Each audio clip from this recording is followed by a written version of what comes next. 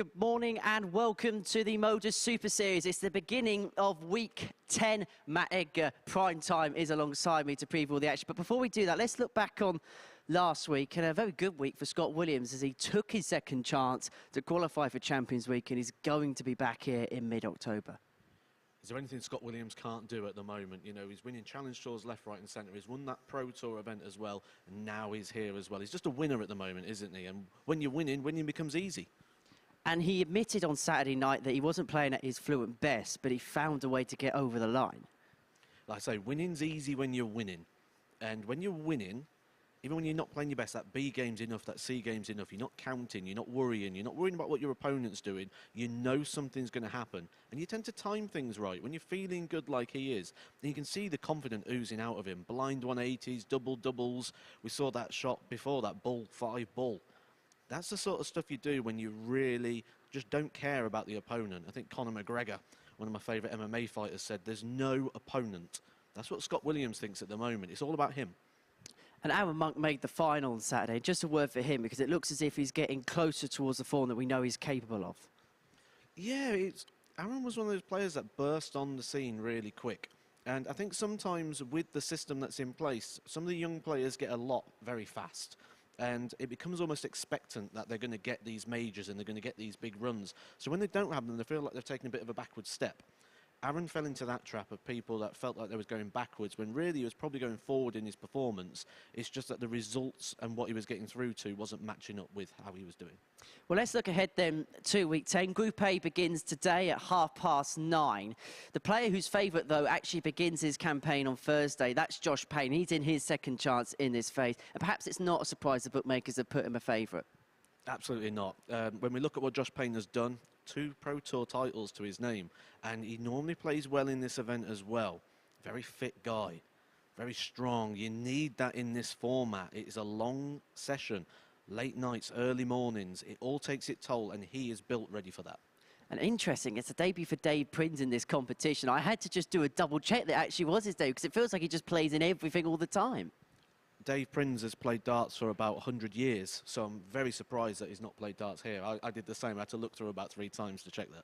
Well, let's have a look at Group A then today. I think of the players involved, Lukas Wenig has played in the European Tour. You've got Thibault Tricole, a Lakeside World finalist this year. You've got Scott Baker, who's been there and done it. And then you've got the likes of Davy Proosten, who's coming in to this lineup, who has had some experience as well. Do you feel this is an evenly matched group? Yes. I'm really unsure which way this is going to go. There's players here that have questions. We're going to get the answers here. But there's more questions than answers that these players bring in. You know, we've seen Gavin Carlin in the past play some amazing stuff. Ex-Pro Tour card holder. You don't get given one of those. And he's done some very good darts on the Pro Tour as well. So we know he's capable. Like you said, Thibault Tricole made that WDF World Final. Played some very good darts that week. And the timing was incredible. If he gets that right, you can get these. We've said about fitness, Lukas Wenig. He's just had a 9-darter on the Challenge Tour, and he's been hitting a lot of averages around that 100 mark, so he's rightly favourite for this group. Do you think there's a mix between players who've got experience on stages like this and players who perhaps are more used to the floor environment which we had before in Southampton? I think although this is a stage, during the week we still have that little bit of floor environment. It does feel stagey up here, but without that audience in here, it's still a little bit floory. So it's sort of a halfway point. It's a good mixture between. So I don't think we're going to get too many nerves on that side. I think it's all about the cameras. There's some players here who have not played in front of cameras before, and that could make a huge difference when every single dart is being watched under a microscope. And of course, a real international flavour. We saw last week 6 players representing 6 different nationalities in Group A. How good is it from the lockdown environment we had initially at the Live League in Southampton, where we could only get players from the home nations, to now have a real international field? It's the growth of the game, isn't it? It's going all around. We look at some of the developing countries and some of the developing areas.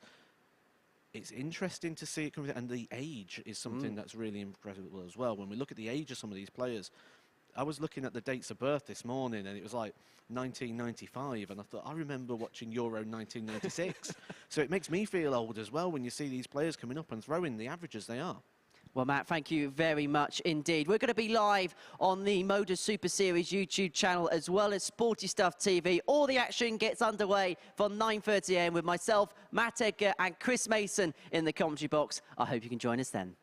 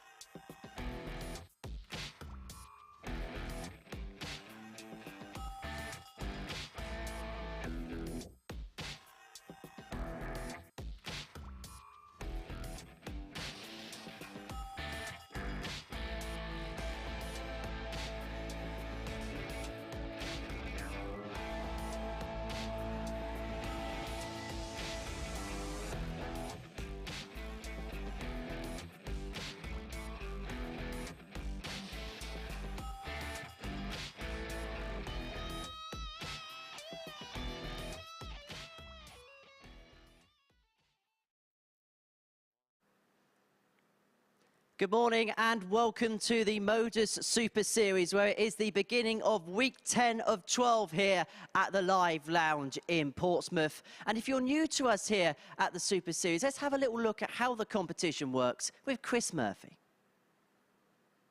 Introducing the MODUS Super Series, an exciting new weekly darts competition featuring top international players competing for more than £1 million in prize money.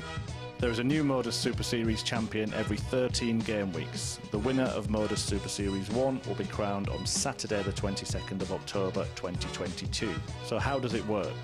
12 players compete every game week with live footage of every match broadcast 6 days per week on Sporty Stuff TV. Group matches take place Monday to Friday in morning and evening slots as players compete in a series of eliminators. The 6 qualifying players contest the finals every Saturday evening. Round-robin group matches are followed by semi-finals and the final, producing a new winner each week. Every 13th week, the winners from the previous 12 weeks contest the MODUS Super Series Champions Week. The winner takes home the MODUS Super Series title and earns a place on the honours board. After Champions Week, the action starts again for week 1 of the next series. Thank you very much for that, Chris. As you can see, primetime Matt Egger is with us throughout the duration of the week. We'll hear from him in just a second, but first, let's hear from Paul Nicholson. He caught up with Phil Bars a couple of weeks ago as he explained his thoughts on the MODUS Super Series, how it's come from a lockdown sensation to this fantastic studio we have now. No, not at all. I remember that phone call from George, and I thought to myself, this is something that could possibly keep us playing darts or talking about it or even making a little bit of money through a pandemic for 2 or 3 months. We didn't know at the time what we were going to be facing, but the testing process was rigid. It was texts, emails, phone calls saying, can you do another test match for us just to test the cameras, test the sound, test the positioning of everything. I'm not going to lie, at the time it was just, you know, you'd be having your dinner and you think, can you do another test match in 15 minutes? So you'd wolf down your dinner and think, okay, another match. I was playing a lot. And you weren't playing for anything, you were playing for the potential of a product that you didn't know would get off the ground. So I put my trust in George, as a lot of people did, put our trust in all of the guys who got involved in the production, and eventually we put something together. And I remember that first day. Myself and Mark Webster were playing, and we just thought, we don't know how many people are watching, we don't know if this is any good, but from that point on to what we've got now, it's quite meteoric. And so those are the thoughts of the asset, Paul Nicholson. Let's hear the thoughts then of Matthew Edgar. First of all, we spoke a couple of weeks ago about this magnificent setup, and it feels as if the players really are appreciating the stage that they're playing on. Absolutely. It's bringing the very best out in people, isn't it? We saw that last week. Scott Williams really came here and really produced what Scott does. You know, players that like the stage are going to come here and really own that, and I expect to see that again this week. Players like Josh Payne. Well, we're into the 10th week of the process. Let's have a look at our previous winners over the past 9 weeks here at the Super Series. It began in July, Robert Owen being the first winner, Conan Whitehead winning week 8, and we can add Scott Williams to that roll of honour on Saturday night, and hugely impressive on Thursday and Friday, and he openly admitted himself he just did enough to get over the line on Saturday. It's what winners do, isn't it? Winners win, and he's winning all the time. He's winning on the Challenge Tour. He's won on the Pro Tour. It's not an easy feat to do. What's it, 4 Challenge Tour titles now to his name as well. So winners win, they find a way, and that's what he's doing every single week. Who out of that list for you could you say is an early favourite? Is it Scott, the obvious name that people say? Is there anyone out there perhaps you could tip as a dark horse early on? I don't think there's anyone really we could rule out. I think you've got to look at Scott Williams as the eye catcher, but Graham Usher was extremely impressive in the week he did and the week he won there. Graham Hall is winning tournaments every single week. So I'd say they're the 3 that really catch the eye. But Robert Owen, if you're saying dark horse, he's someone that maybe we're not going to shed a lot of light on, but he's someone maybe we should do. He's doing bits on the Challenge Tour at the moment. It's looking likely that he could get a tour card if he has a good Challenge Tour at the end of the year. We may see him in the World Championship as well. So maybe we need to chuck his name in that mix as well. Well, that is the past winners of the 9 weeks we've had so far. Let's look ahead then to week 10 of the 12-week process here at the MODUS Super Series. There's a real European flavour towards Group A over today, tomorrow and Wednesday. Davy Proosten, Franz Roetzsch, Gavin Carlin, Lukas Wenig, Scott Baker and Thibault Tricole in Group A. And you just get the sense this is one of those groups that could go all the way. A mix of players with some big stage experience, some that maybe not be used to the stage environment we've got here at the Super Series as well. Well, we've got two debutants in that group there with Franz and Lukas. Lukas, although he's a debutant, does have quite a lot of experience. He's been knocking around the Challenge Tour and the European Tour scene for quite some time. So this isn't going to faze him too much. It's interesting that them two are going to play each other in the first match. So the second game on, two debutants. One of them is going to have a negative experience. It'd be interesting to see how that pans out over the day. And then you look at Group B and C, you've got the likes of Mike Warburton, Niall Cullerton, Dave Prince, Josh Payne, just to name a few. So the players who don't qualify through Group A, they're going to have their work cut out later on in the week. Josh Payne sat in Group C is very brutal for those guys that finish bottom of this Group A. Josh Payne is the favourite for the week, and every time he comes down here, he produces. So he's the name to watch out for there. But Mike Warburton and Mike Gillett are some serious dart players in that Group B. So although you want to be in the Group B for the mathematical advantage, some good talent sat waiting. Well, let's have a look then at today's group. Who would you see out of the six as the one perhaps best placed to make their way through? At this point, it's extremely hard to say because we don't know what we're going to get from the debutants. Lukas Wenig is actually the bookie's favourite to win this, despite the fact he's never played here before. So it'll be interesting to see how that pans out. I think Thibault Tricole catches the eye, WF runner-up for their World Championship this year, and has plenty of experience here and positive experiences. Granted, it's a different venue, it's a different vibe, but the format, he's going to be playing at least 3 days of darts now over a 5-hour stretch.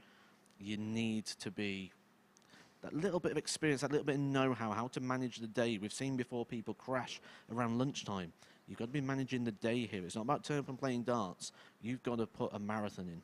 Well, Matt, thank you very much for your observations and your thoughts. First up for us is Scott Baker against Davy Proosten. This man is going to run his way down to the commentary box to join Chris Mason. Your referee this week on the stage is Owen Binks. Let's get the players ready for match 1 of week 10. Thank you very much, Henry. And it is an exciting week ahead. A lot of unknowns. 3 debutants. And in this group, we've got this man, Davy Proosten from the Netherlands. Englishman Scotty Baker. Also got 3 Germans. And they will be playing each other next. Franz and Lukas, a Frenchman in Thibault Tricole. Okay, first leg, it's Scott to throw first. Gavin Carlin from Denny in Northern Ireland. A real mix. And what a start this is from Baker. 123. He was quoted as the 4-7 favourite. 5-4 about Davy. I am fascinated to see what we're going to get from him. He's played 20 previous matches here at the Super Series. Has a running average of 85-86. 140. Scott Baker, way more experienced. And he's got a running average of 87.59. Both 58.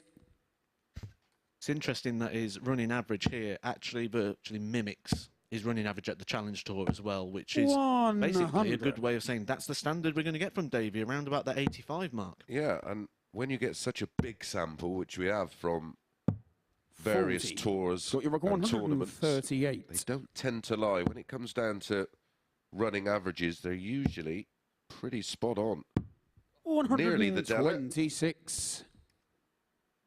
At the moment, Davy in a different postcode. I think he's back in Southampton.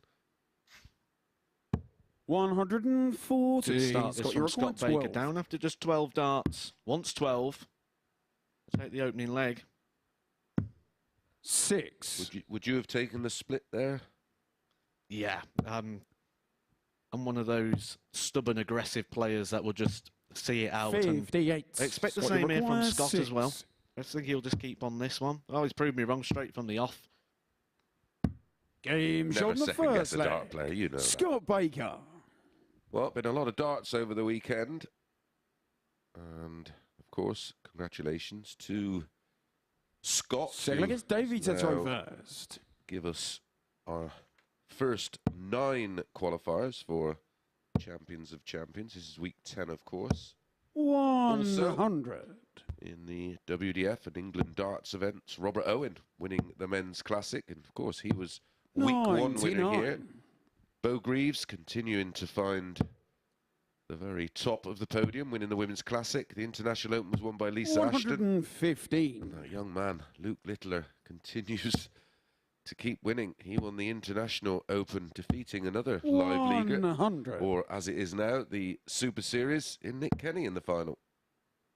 You notice there's a bit of a pattern emerging that the players that come here and do well tend 140. to go out to the tournaments and do well as well. Well, you only had to look at Q School this year, and of course the WDF World Championships. It was almost a who's who of the then Davy live league. 46. And of course, congratulations to Dave Chisnell winning his 42. first tournament in 3 years, Matt. That surprised me when I was made aware of that, and also hitting a 9-darter en route. What a time to do so Davy as well with the Grand Prix on the 104. horizon. Yep. Well, you found a lovely little stat. Game And that's shot a in the nice little second stat leg. for Davy. Davy Proosten.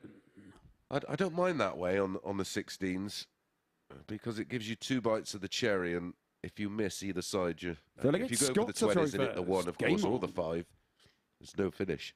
And he's just made it look nice and simple there, really, hasn't he? We was questioning him a little bit before the off. Yeah, 20 games. Yeah, you never know how people are going to take to the stage. I was talking to Colin Osborne Saturday night, and of course it was not his debut in the Super Series, but his debut at the new venue, and he said it just feels like years ago getting on a big proper stage. Yeah, didn't you find a 9-dart stat about Lukas, wasn't it? 140. An ultimate 9-darter. Yes, Challenge Tour 17. 4 all, and he hits a 9-dart to take the match, take the 5-4 win. Lukas is coming up in the next game, making his debut against Franz. Be interesting to see if he can replicate that at any point this week. Also, on that theory of those doing well that compete here at the Super Series, 137. Adam Atkinson was a winner, of course, in the ADC over the weekend. Well, he made finals night in week 1 here at the Super Series. Yeah, it was staggering. The amount of people who had got your required 62 or got very close to getting a tour card were pretty much regulars here. Scott Baker, 8-8 to re-establish the lead. on the 3rd leg. This is Scott very, Baker. very good so far, isn't it? Average is not reflecting the quality of the game, because the player winning the leg has 4th leg, it's Davy to throw dominated. first. Game on. The player losing the leg has been left way back. Hence the reason, keep saying it, but James Wade's averages are never astronomical, because against the throw he can tend to just go through the motions and is often left on, well, big numbers. I remember watching an interview with James Wade a few years back where he mentioned about not wanting to throw a 180 if he feels like he's out of the leg, because he feels like he's a wasted 180. Yep, I've seen that. 83. An interesting philosophy on things, really, isn't it? Not wanting to waste good darts. Or Well, you tend to, if you know the leg's dead, I used to just sort of use it to try and get ready for the next leg, because it was on the throw and more important. 96.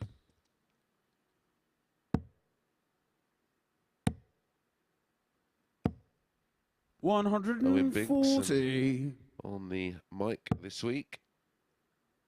Surprised he's talking to me this morning after the thumping that 81. myself and Daz gave him and Taylor at pool yesterday.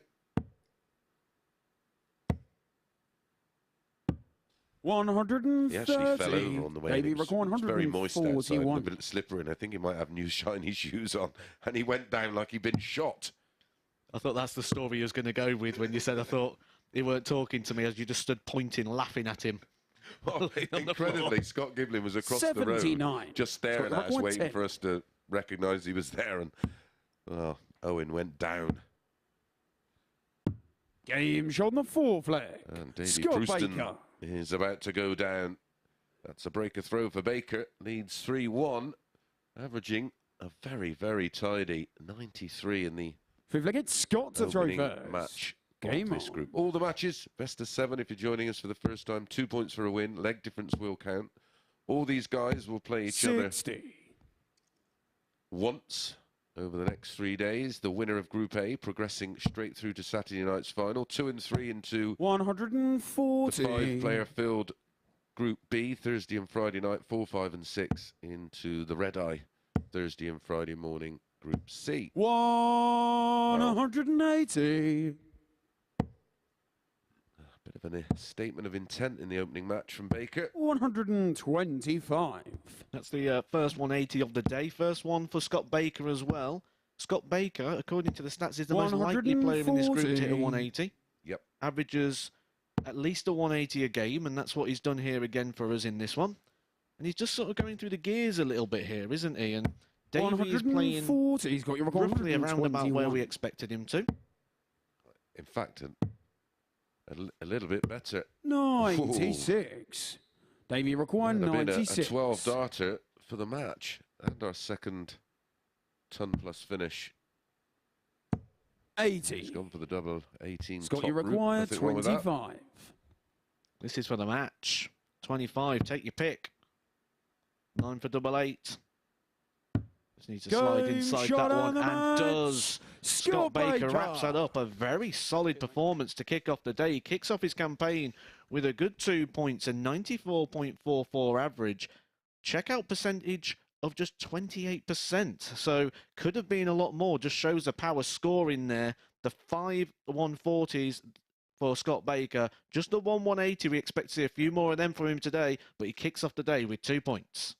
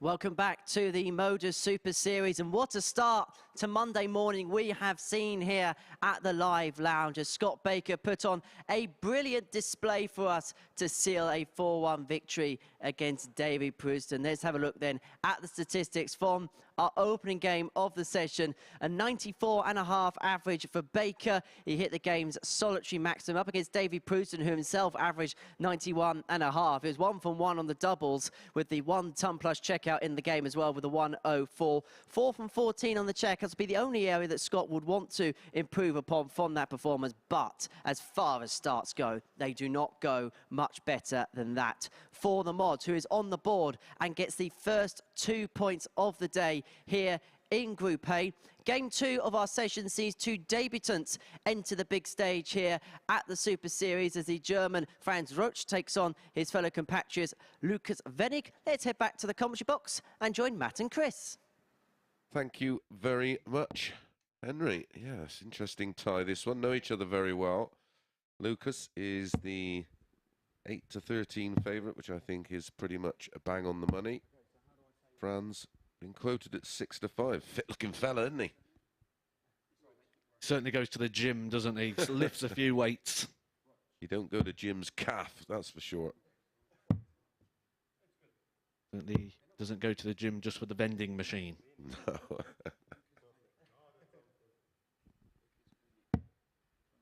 Interesting, let's say, international flavour this week, and ages as well. I mentioned earlier, quite young, 27 and 28.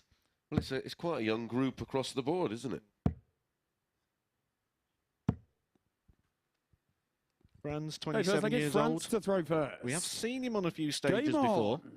2020 played the International Open, which is the big European Tour events. Beat Brendan Dolan 6-4, beat Rob Cross 6-3. Yeah, that's a huge win. Then only lost out 6-5 to Krzysztof Ratajski, 100. so there's a little bit of pedigree in there. And they know each other very, very well. They've played each other 3 times this year in Euro Tour qualifiers. And Lukas has beaten him twice to actually win the qualifiers.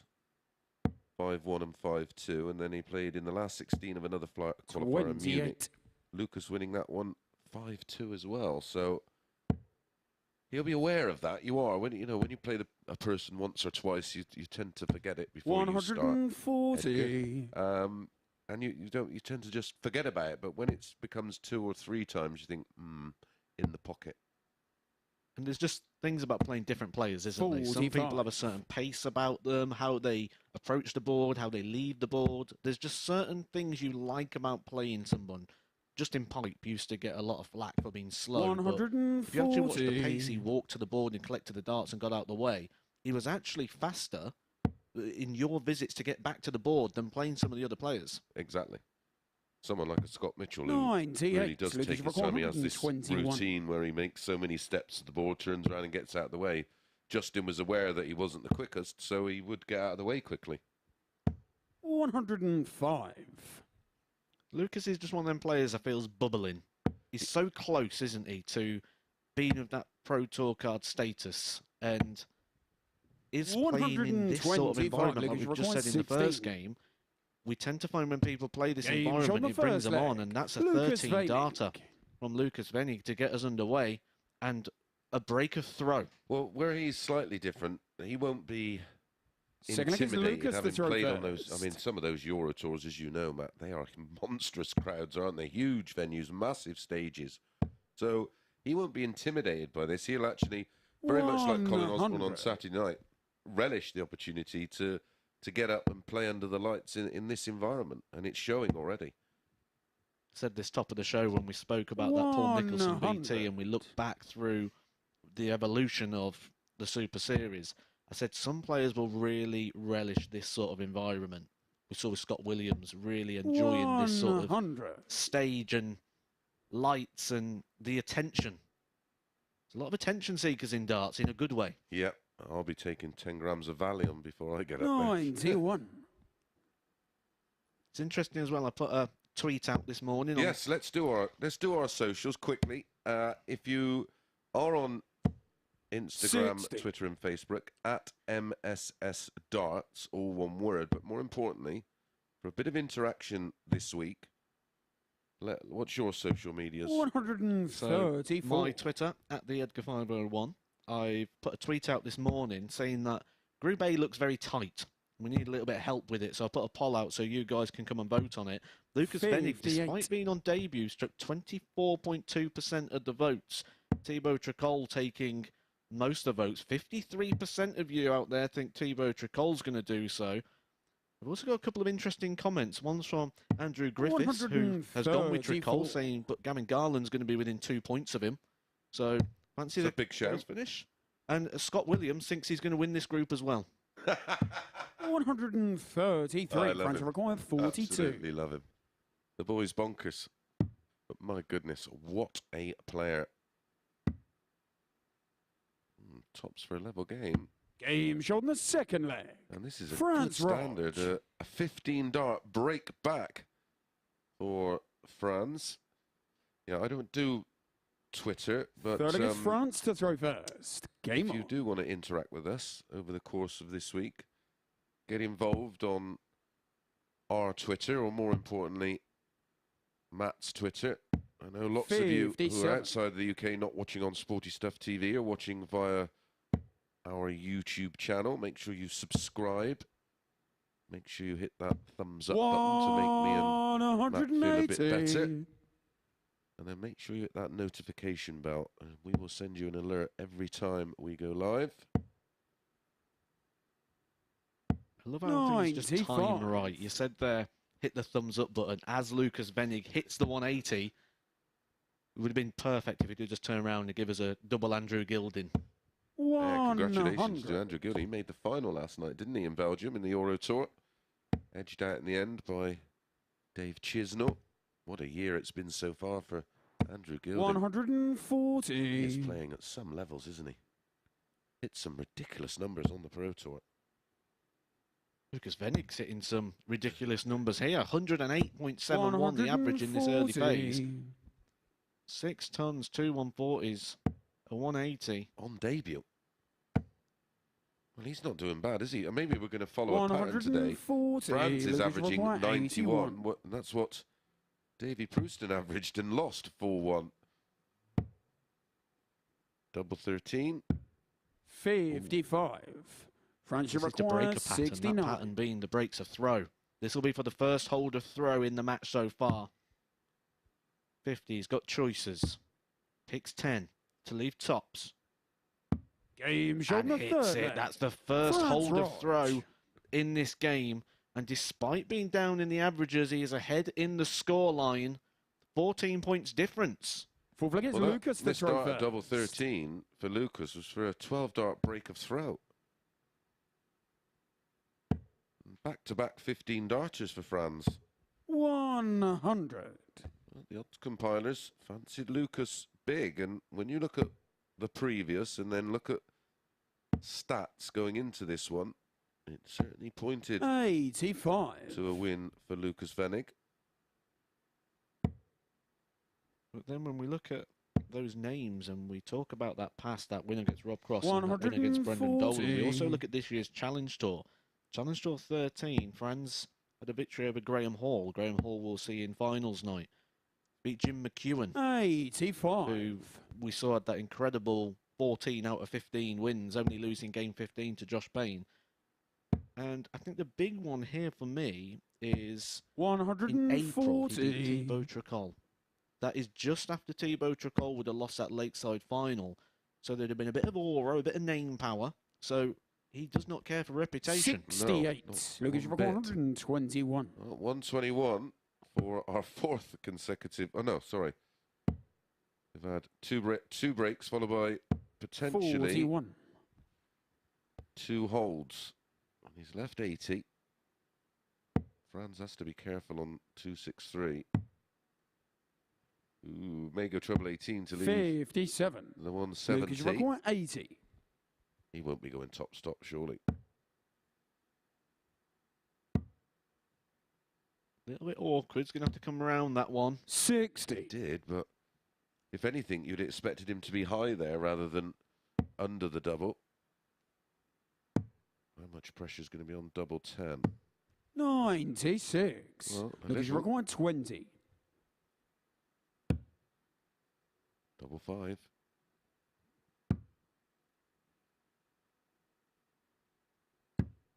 Ten. Franz require 110. Only needs one treble here to get a poke at the double. You can get 2 darts at it. Yeah, he can stay there. 89. 57 leaves 32. Gets it. Nip one, pearl one. Game shot on the 4 flag. Franz Roetzsch. 110 finish there for Franz. And that is a breaker throw. He's 1 leg away from the match. 5th leg, it's France Race to to throw 4. first. Game It's going on. to be a massive upset. The average, Lucas, just under 100. Franz averaging 90. But it's Franz, who 122. was 1 leg away from a big win. We I said mean, if he about- was going to win, I expected he might nick it 4-3, but 58. if he can win this one 4-1, that is some statement. I think the statement really for me is on the back of his shirt. 140. Called himself the Destroyer. You've got to have some confidence to be called the Destroyer. We're not long away from the Destroyer's 59. son, Nigel Benn, fighting Chris Eubank's son.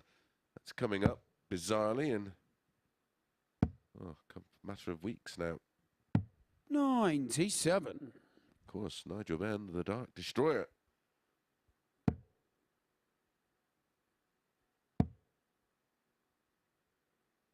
$100. Franz require Trying to grab 142. Franz doesn't have aggressive grip on them points, or he'll be destroying that treble 20 in this one. Because he's finding it 49. regular. Checkouts are good as well. He's only had 4 darts, if he's hit 3. 75% on the doubles. Lucas. 100. Franz One from require 6. 93. He's only missed 1 dart of the double. He's going to get plenty here. 93. He's going to get 6 darts to see it out. Lucas has been the better player 53. in the scoring phase of the game, but Franz has been far superior finisher. Of course, in this game, as Bobby George coined the phrase, scores for show, doubles for dough. 60. Franz Been very require apt in this one. 40. Tops. Game Goes. shot on the We just said the match. doubles have been Franz impressive, and he Roetzsch. sees that out in 1 dart. That is the group favourite there, Lukas Wenig, going down 4-1 in his opening game. Both debutants, very good stats, very good game. Smiles and handshakes at the end, but it is Franz who takes the points with that one, a 4-1 victory over Lukas Wenig.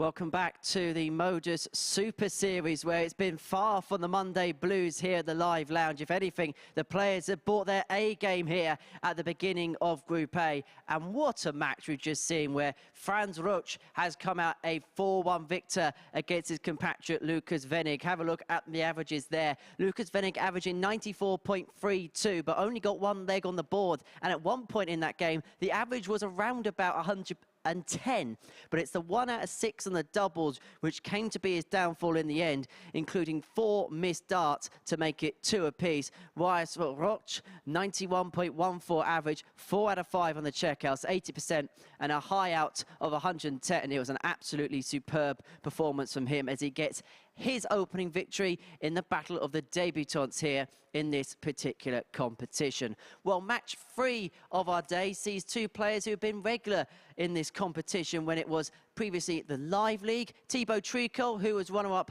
at the WDF World Championship at Lakeside in April, takes to the stage as he takes on Gavin Carlin. This could be good, so let's hand back to Matt and to Chris. Thank you, Henry. Yep, looking forward to this one. Always enjoy Tricole. Gavin Carlin playing his 43rd live lead match, and he's got a 50% strike rate. He's won 21 and lost 21. A running average, very impressive, 87.17, a high of 104.86. 51 80s, so loves a ton 80. Thibault Tricole playing his 109th match at the Super Series stroke Live League.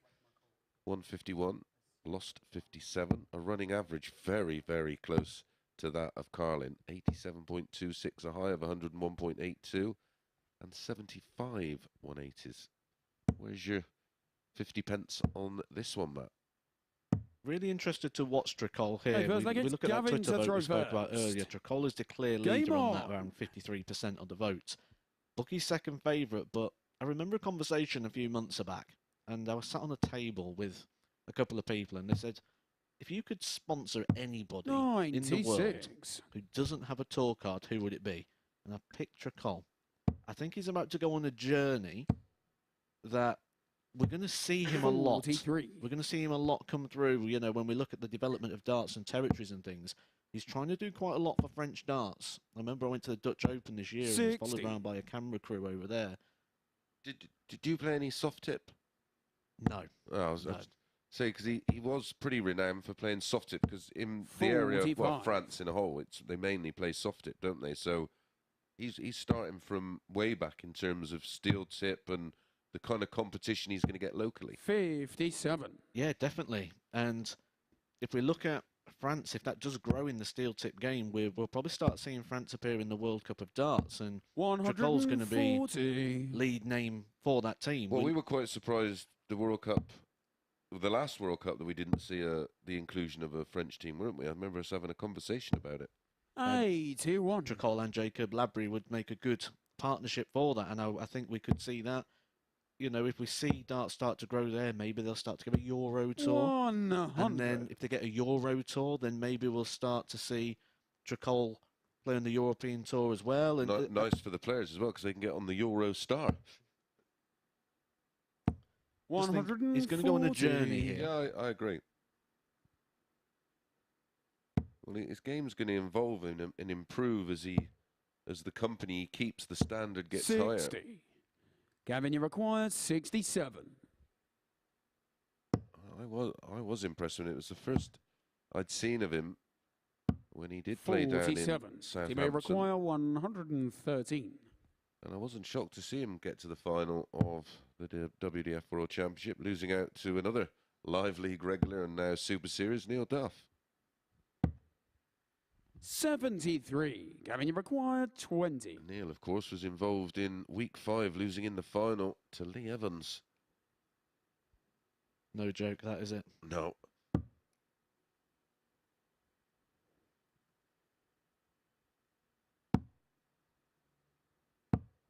One of the things that Tricole was very good at Thibault, in you that require run was 40. timing. Yep. You give him an opportunity like this and he just takes it. And that is a good lie. Surely. Game shot on the Had first to be. leg. Last Wow. start in Thibault hand for Tricole. Most important thing there was that is a breaker throw. So he's up and running. His first leg on the board. He's 1-0 to Tricole. Second leg is Yeah, Thibault that to will throw hurt first. Gavin. Game on. And it's all about, of course, how players deal with defeat early. This is a very long process. And well, I'm about to find out, but you know more than I, Matt, that you've just got to dismiss defeats and just move on, move forward. It's very hard in this environment. Normally, if you lose, you get to go away and regroup. Here, you lose, you've got 30 minutes. And you're in a room with all the other players. So depending if you're in a room where the banter is strong, 140. it can be quite sapping, I should imagine. Oh, I've shared a practice room with Andy Jenkins before, so I used to share a room with him. 140. so you know exactly the sort of things you're listening to when you're not winning games in there. Especially when you come in and you say, I'm the favourite to win this group. You know he's gunning for you all the way through that. 134. Well, it was more with Jenks what I saw sharing a room with him, because he has this unusual little 41. issue that he doesn't like closed doors. I'll leave that to the imagination. Good darts here from Gavin, though, to get the breaker throwback. Well, it's showing a good mentality, isn't it? His head's not dropped. 41. Gavin, you require 56. This is to get the break back. Got a bit messy in the last leg for him. Got stuck on the fives and decided to bust it. Thibault require 123. Cole's going to start down on the bottom part of the board here on the 19s. Back up for the treble 18. Would have left him the ball. 91. Sets it up nicely. Gavin, you require 20. Did win his tour card, of course, Gavin, in 2019.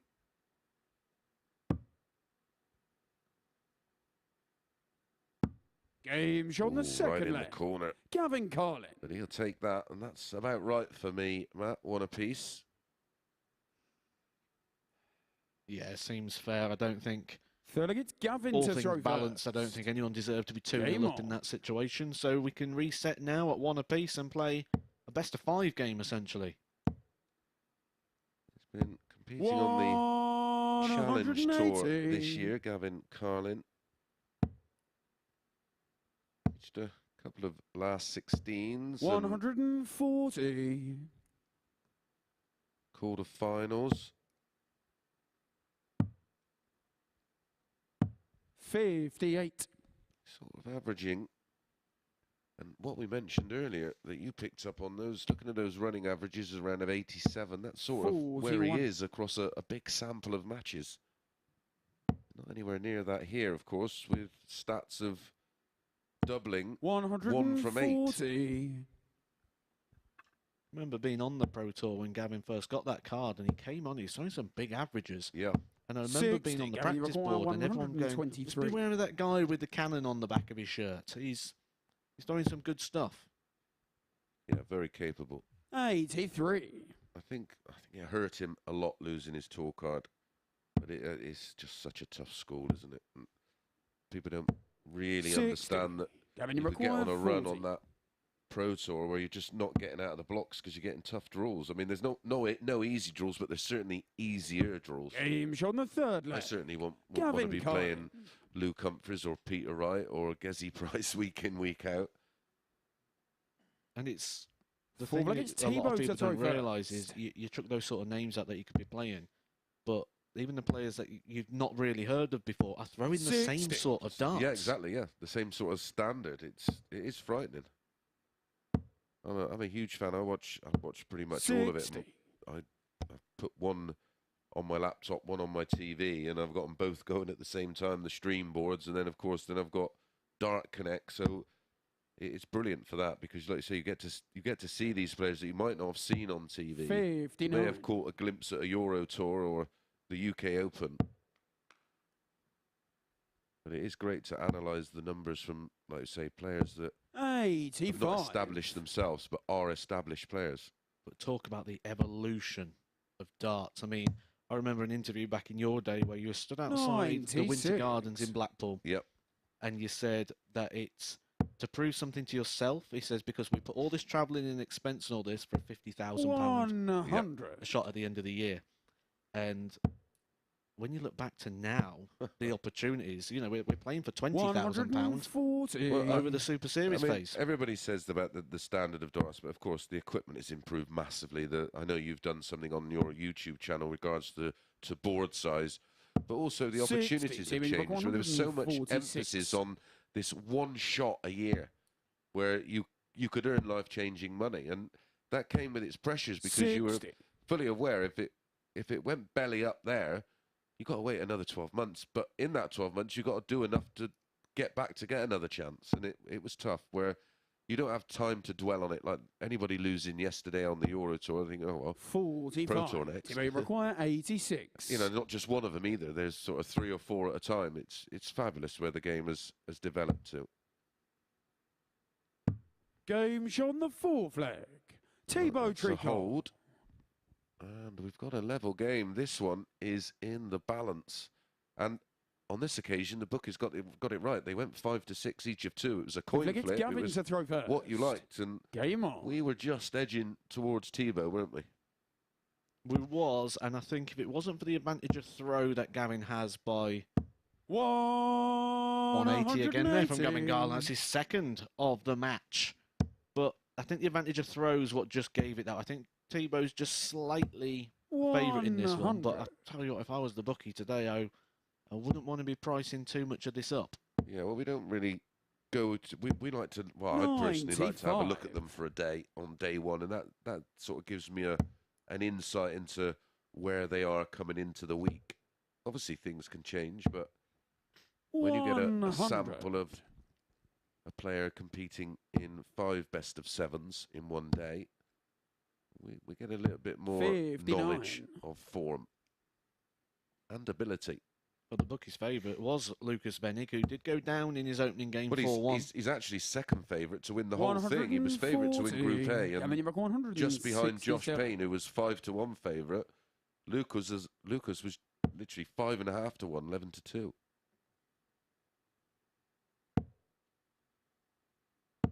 Hey, tier 1. Team A 161. Needs 2 trebles for a poke at the ball. Won't be getting that, so Gavin will be returning back for a shot at the 86. 85. Thibault's just showed him how to do that. 86.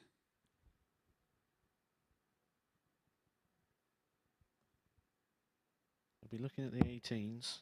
I'm a fan of going up towards the double on this one, personally. What's the ball?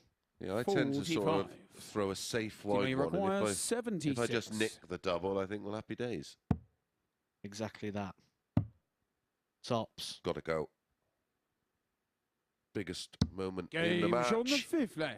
Thibault Tricole with a 15-dart break of throw despite the max in the leg from Gavin. Leads 3-2, has the darts in leg 6. To throw first. He's served it out. His finishing stats very good so far in this one, Matt. 3 from 5, 60%. We've seen some very good finishing today, haven't we? We saw Franz earlier on with that 4 from 5. Scott Baker was the other side of that, though. He had that 94 average despite the 10 missed starts at the double. So that is the next game for Thibault Tricole. Could be a mixture of doubles versus scoring. We'll see what will prevail in that match. Well, coming into this one, we'd not had a player average less than 90. The 2 matches and 97. 4 players all performing well. This one, slightly different in terms of averages. Although, if Gavin had not missed 9 darts at a double, he'd have won the match and probably himself averaging well over 90 because he's just 2 from 11, 18% at the moment. 96. Just touching back on the evolution of darts that we were speaking about, it's quite interesting here that we've got one player that's 32 and one player that's 36 and 45. The older players of the group. Yeah, they are the veterans of the group. Yeah, it's frightening. But at the other end of the stick, you've got to think of Peter Wright winning his first world title at 49. 58. And then, of course, has gone on to win another. Have you done your top 10 of all time on Edgar TV recently? I've done my top 5. 100. I think that's a little. Well, I Gavin, you don't know. Is require that easier? 167. I'm not sure. We were having the conversation last night, and we were trying to do a 10, and it's almost impossible. Yeah, I think when you go over the 5, it becomes very debatable at that point. Well, 127. it's subjective, you know. Team may require 88. Do you put Adrian Lewis with 2 world titles ahead of John Part with 3? 74. I do. Gavin, you require 40. Gavin will be hoping to go to 3 legs in this game. Got 3 darts. All 3s. Yeah, match dart Tops. for Thibault Tricole.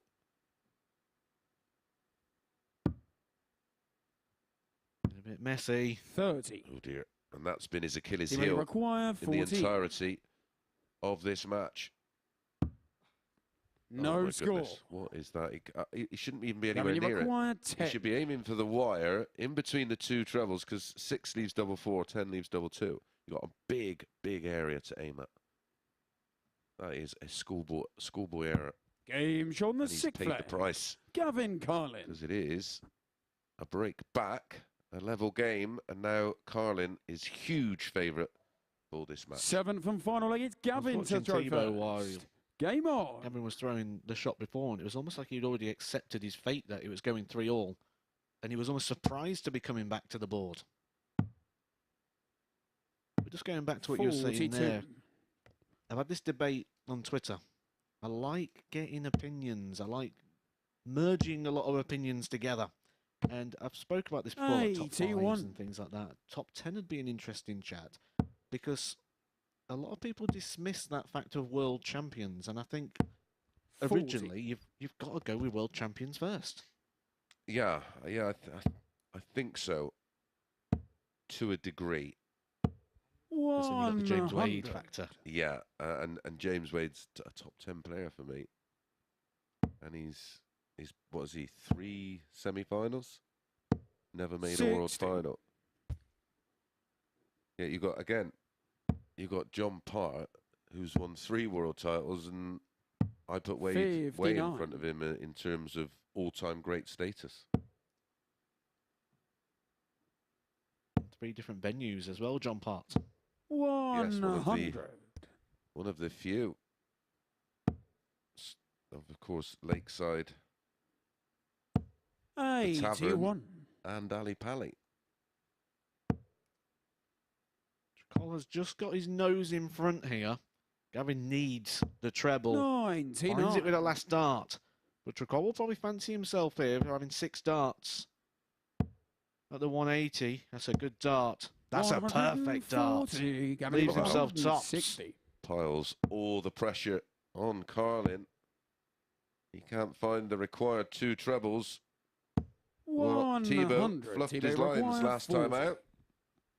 He's not going to do it this time, surely. Game And doesn't, shot out and the tidies up. match. A Thibault 16 Tricole. dart leg is enough for Thibault Tricole to pick up his first 2 points in his opening match. There's the stats for you: 80.88 Carlin, 80.85, and it went down to the wire. No surprise. Up next, it is Davy Proosten up against France.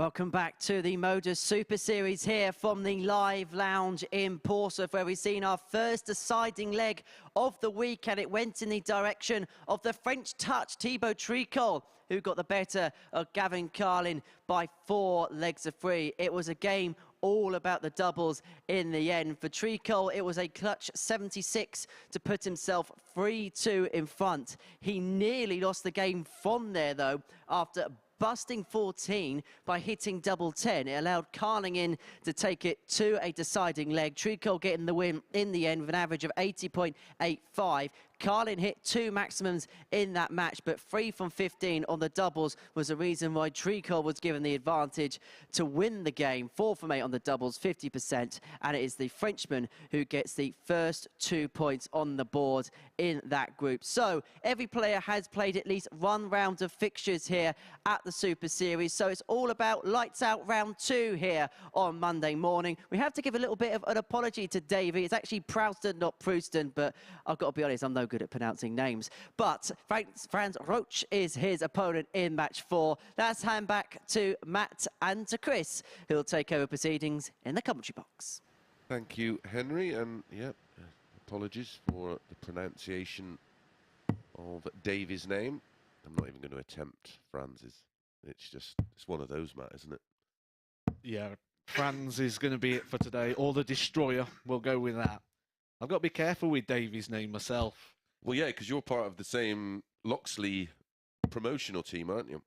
Yeah, I like to have a bit of a wind-up in the Loxley group chat, and I have little nicknames for everybody, and a little play on names. I've got a little play on Davy's name as well. I've got to be very careful I don't. Well, it's a male gland, isn't it? That, yeah. The Loxley boys will be all over me on that one if I slip that one in by accident. Okay, first leg, it's Davy to throw first. Words, but I think we'll leave Game that on. one there, Matt. Well, the bookies, again, as in the last game, see this one as a bit of a pick-em, 5-6 each of 2. We've had a look at them both in their opening matches, and just to quickly reflect on those, Davy lost his opener with a 91.57 and 100% on doubles, 1 from 1, taking out that 104. Franz averaged 91.14, and he was also excellent on doubles. He won 4-1 and was 4 out of 5, 80%, 43. including a 110 finish. So I can see why they're a little bit undecided.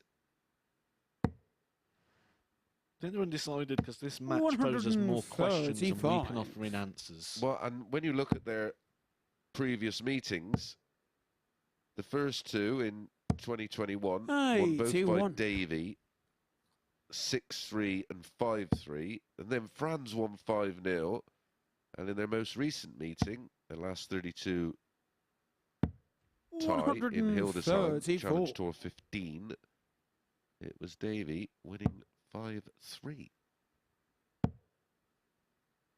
So I think Franz either wins 4-0 or Franz, you're 133. This would be a good way to start it off with a 1-3-3. 19s. For the 8s.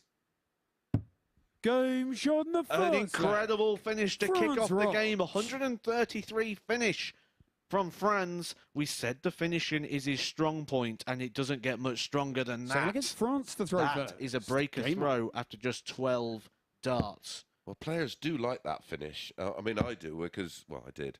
When you hit the treble 20, of course, we're so used to that big switch, treble 19 anyway, and then the beautiful adjustment across the double 8. 140. So, I was trying to work out beforehand, and it's like, does experience count in here? But when you look at Davy, he doesn't have positive experience of this format. He's only won 7 of his 21 matches. Franz has very, very limited experience. He's played 1. That was this morning. Well, and I always say that plays a huge part in a player's mentality and approach, because when you are brand new, you've not got that damage that, well, we both understand. You carry that luggage around, those bad memories seem to be more prominent in the mind than all the positive ones that we may have had over the years, and that's a second max. Being a new venue, though, might change it a little bit because he doesn't have those anchors. 140. Davy require 81. Totally agree. 12 ball, double 13.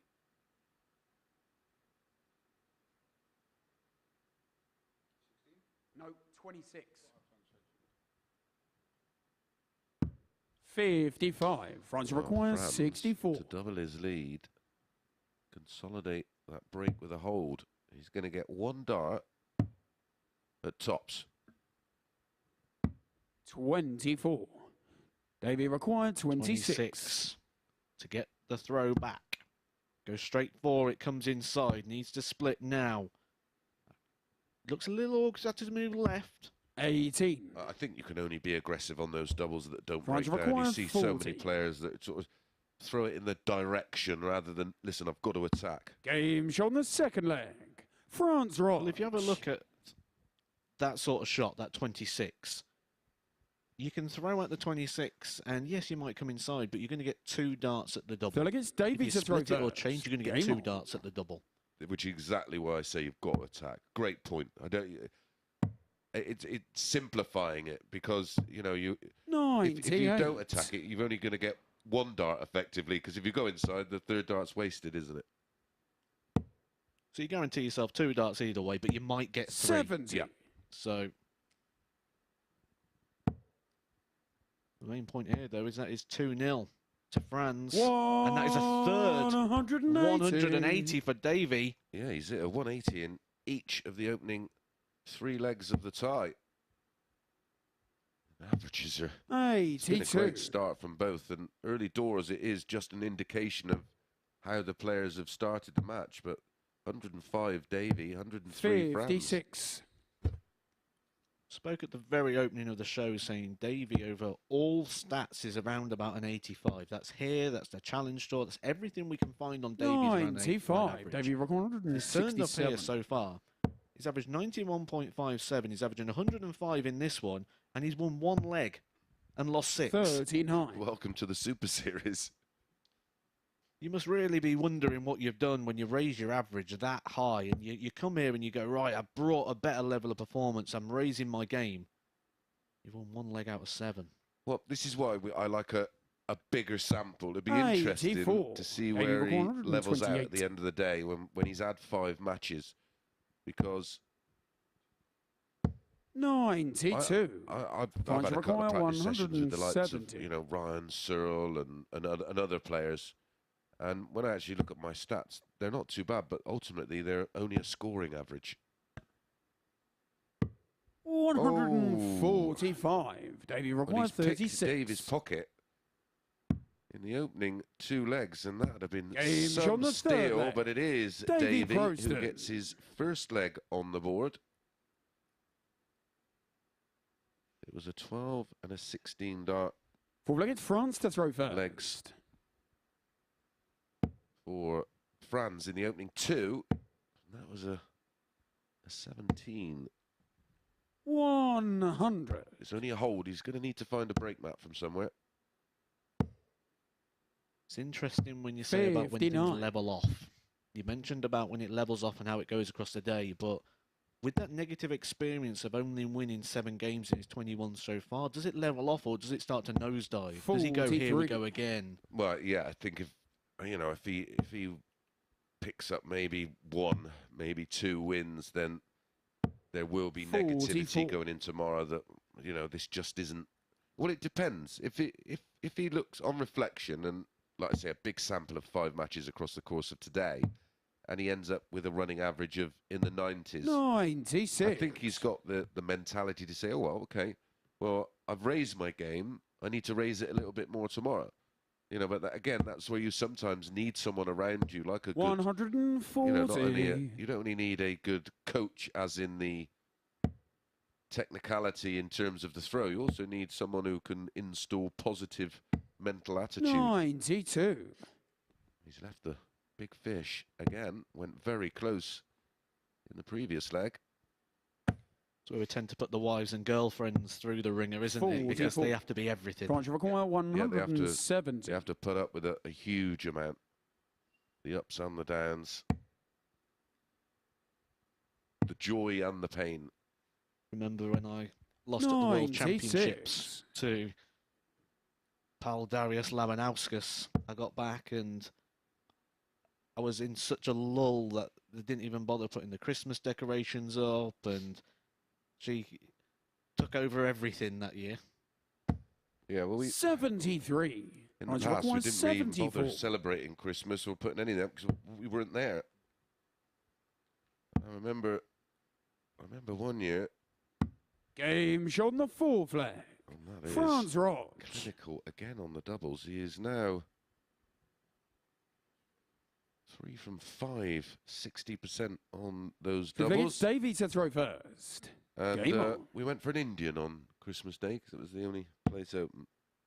We saw during the COVID year, didn't we, Michael van Gogh and Vincent van der Voort together on that. And I remember the last World Championship I played was during that COVID year. So I was in London for a couple of weeks, and I remember I lost on the 23rd of December, and I hadn't been home for a couple of weeks. 58. I'm traditionally a late Christmas shopper as well, so we ended up travelling back through the night and getting back on Christmas Eve at like 2 o'clock in the morning. And then I was outside the shop at 7 o'clock in the morning getting my Christmas shopping in. Panic buying. Out there with the rest of the dads. Yeah. 100. We're panic buying pasta, though. Presents. She's always like sponges, I think, you know, so a few bars of soap. 140. Well, it's hard not to be impressed with Franz in this one because 80. Davy has been throwing the kitchen sink at him. You mentioned his stats in this game at 60%. He was 4 from 5 in his opening game, so he's only thrown 10 darts at doubles today. 123. He's hit 7 of them, and that includes 133 checkout in the first leg of this. Yeah, we nearly seen that one, didn't we? We nearly saw the 170 as well. Because one of those missed darts of those 10 darts is at the bullseye. Yep, great shout. I'd love a 140. 100. Davy, you've got 121. I wonder if this needs to go for Davy. It can't go. Yeah, it won't now. 41. Well, all he can do is hope. You require 80. But the way he's been finishing, Matt, expect him to get this. And there was 3 darts at the double all day. He's got 2 in his hand for the match here. And Game wraps it up again. Incredible finishing from Franz. But Davy must be wondering what is going on today. He's turned up, he's playing much better performance from we normally see around that mid-85 average, but he's ran into another one there. He's only got 2 legs on the board, but Franz gets another 2 points on the board, and that moves him up to 4 points.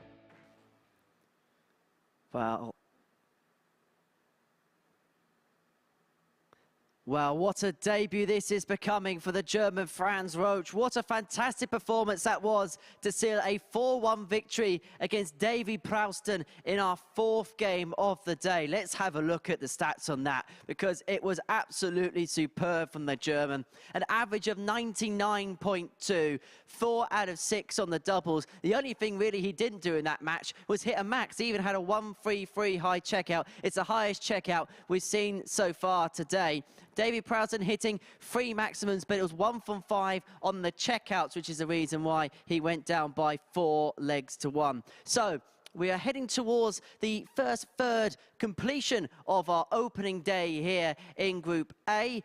So we're going to see the return of Thibault Tricole, the French touch, on the stage. He's going to take on the mod in Scott Baker. Gents, you're having a discussion about your top 10 all-time great players, but I'm going to pose you a question in the commentary box. Who's the greatest player of all time to play in the Super Series or the Live League? It's all yours, chaps. Thank you very much, Henry.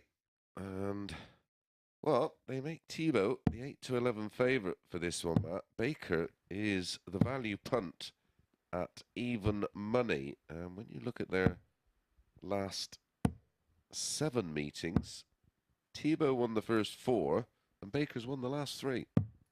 So, by patterns, Scott Baker should be winning. And we know about those in darts. Like you said, it's the value.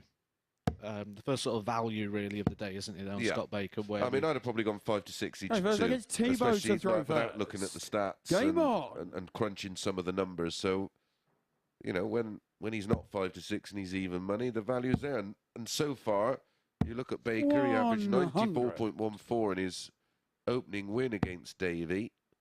Thibault averaged 80.85 over 14 points less. So that would make me be even more inclined to take them on and back Baker. 100. Henry posed us a question there before, and he teed us up with, who is the best 140 player in Live League history? Which is quite a brutal question, picking up on our question regarding the top 10 players, and I would have to say I'd go with Edgar. 140. Well, Jason Askew has our highest ever average, doesn't he?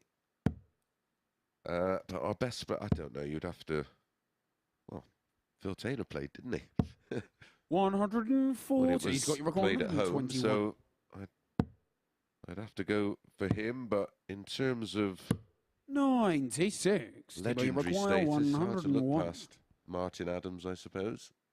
He's still posing some incredible averages, isn't he? Well, he defeated Phil Taylor 81. at an exhibition down He's got in your required Stevenage 25. just a matter of days ago in the final. Double 4 other side of the board. Always a big adjustment. Leg. But Scott what a Baker start from Baker. A 15-dart break of throw. And will the trend continue? Second leg, it's Scott to throw first. Game I on. was looking through it this morning and looked at Thibault. I thought timing was always his key. That's the thing he's always got right in when he's had these big runs, and just missing the 1 dart in hand doubles, which are normally his go-to. His get out of jail card when he needs it, or the bit that just gives him that little bit of distance. He's lost his throw in this one, which is why I think you got that value on Scott Baker, that advantage of throw that Thibault had. 60. So I expect to see that sort of flip on its head now, and Baker becomes strong favourite. Yeah, he will be now after that opening leg, but 180 with a max. That's his first of the day. 41.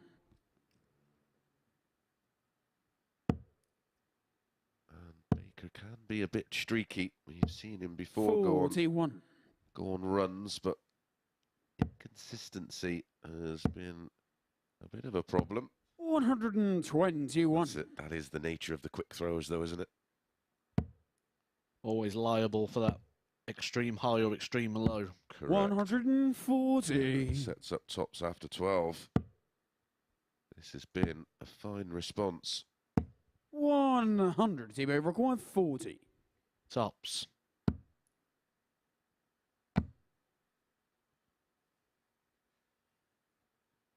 A bit of a ponder on this. I don't think he's enjoying the lie too much. 20. Comes low. It's got Yeah, it's almost 136. like that dart just pushed the flight down and made the next dart awkward, of course. Ton leaves double 18. 60. Thibault, you required 20. Very unlucky. Thibault likes this double 10. Even when he doesn't really want it, he hits Shot a the double second 10. there. And that Thibault time he Tricole. wanted it, though. The reference acts in the game before he wanted 14 and hit the double 10, busts the shot. But this time he hits a double 10. He takes the leg. That against Thibault to throw 1-1. first. Game on.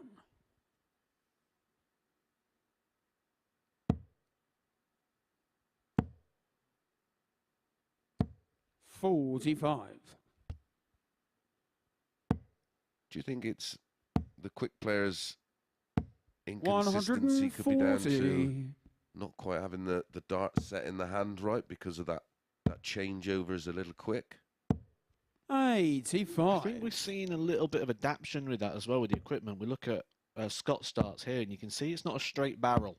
140. And we see a lot of players move towards like a scallop now where they cut a little bit out, and that Yeah. might be trying to fix that issue so you can get that feel for the dart without having to 43. look at Yeah, where it is. I wasn't a quick player, but I always found that I couldn't quite set the dart in my hand 180. identically every time how I liked it. So I went down to Windmill stroke Red Dragon, and what I'd 60. done, He's got you I required covered 41. my dart in a permanent marker pen, and then had an hour with them. 25.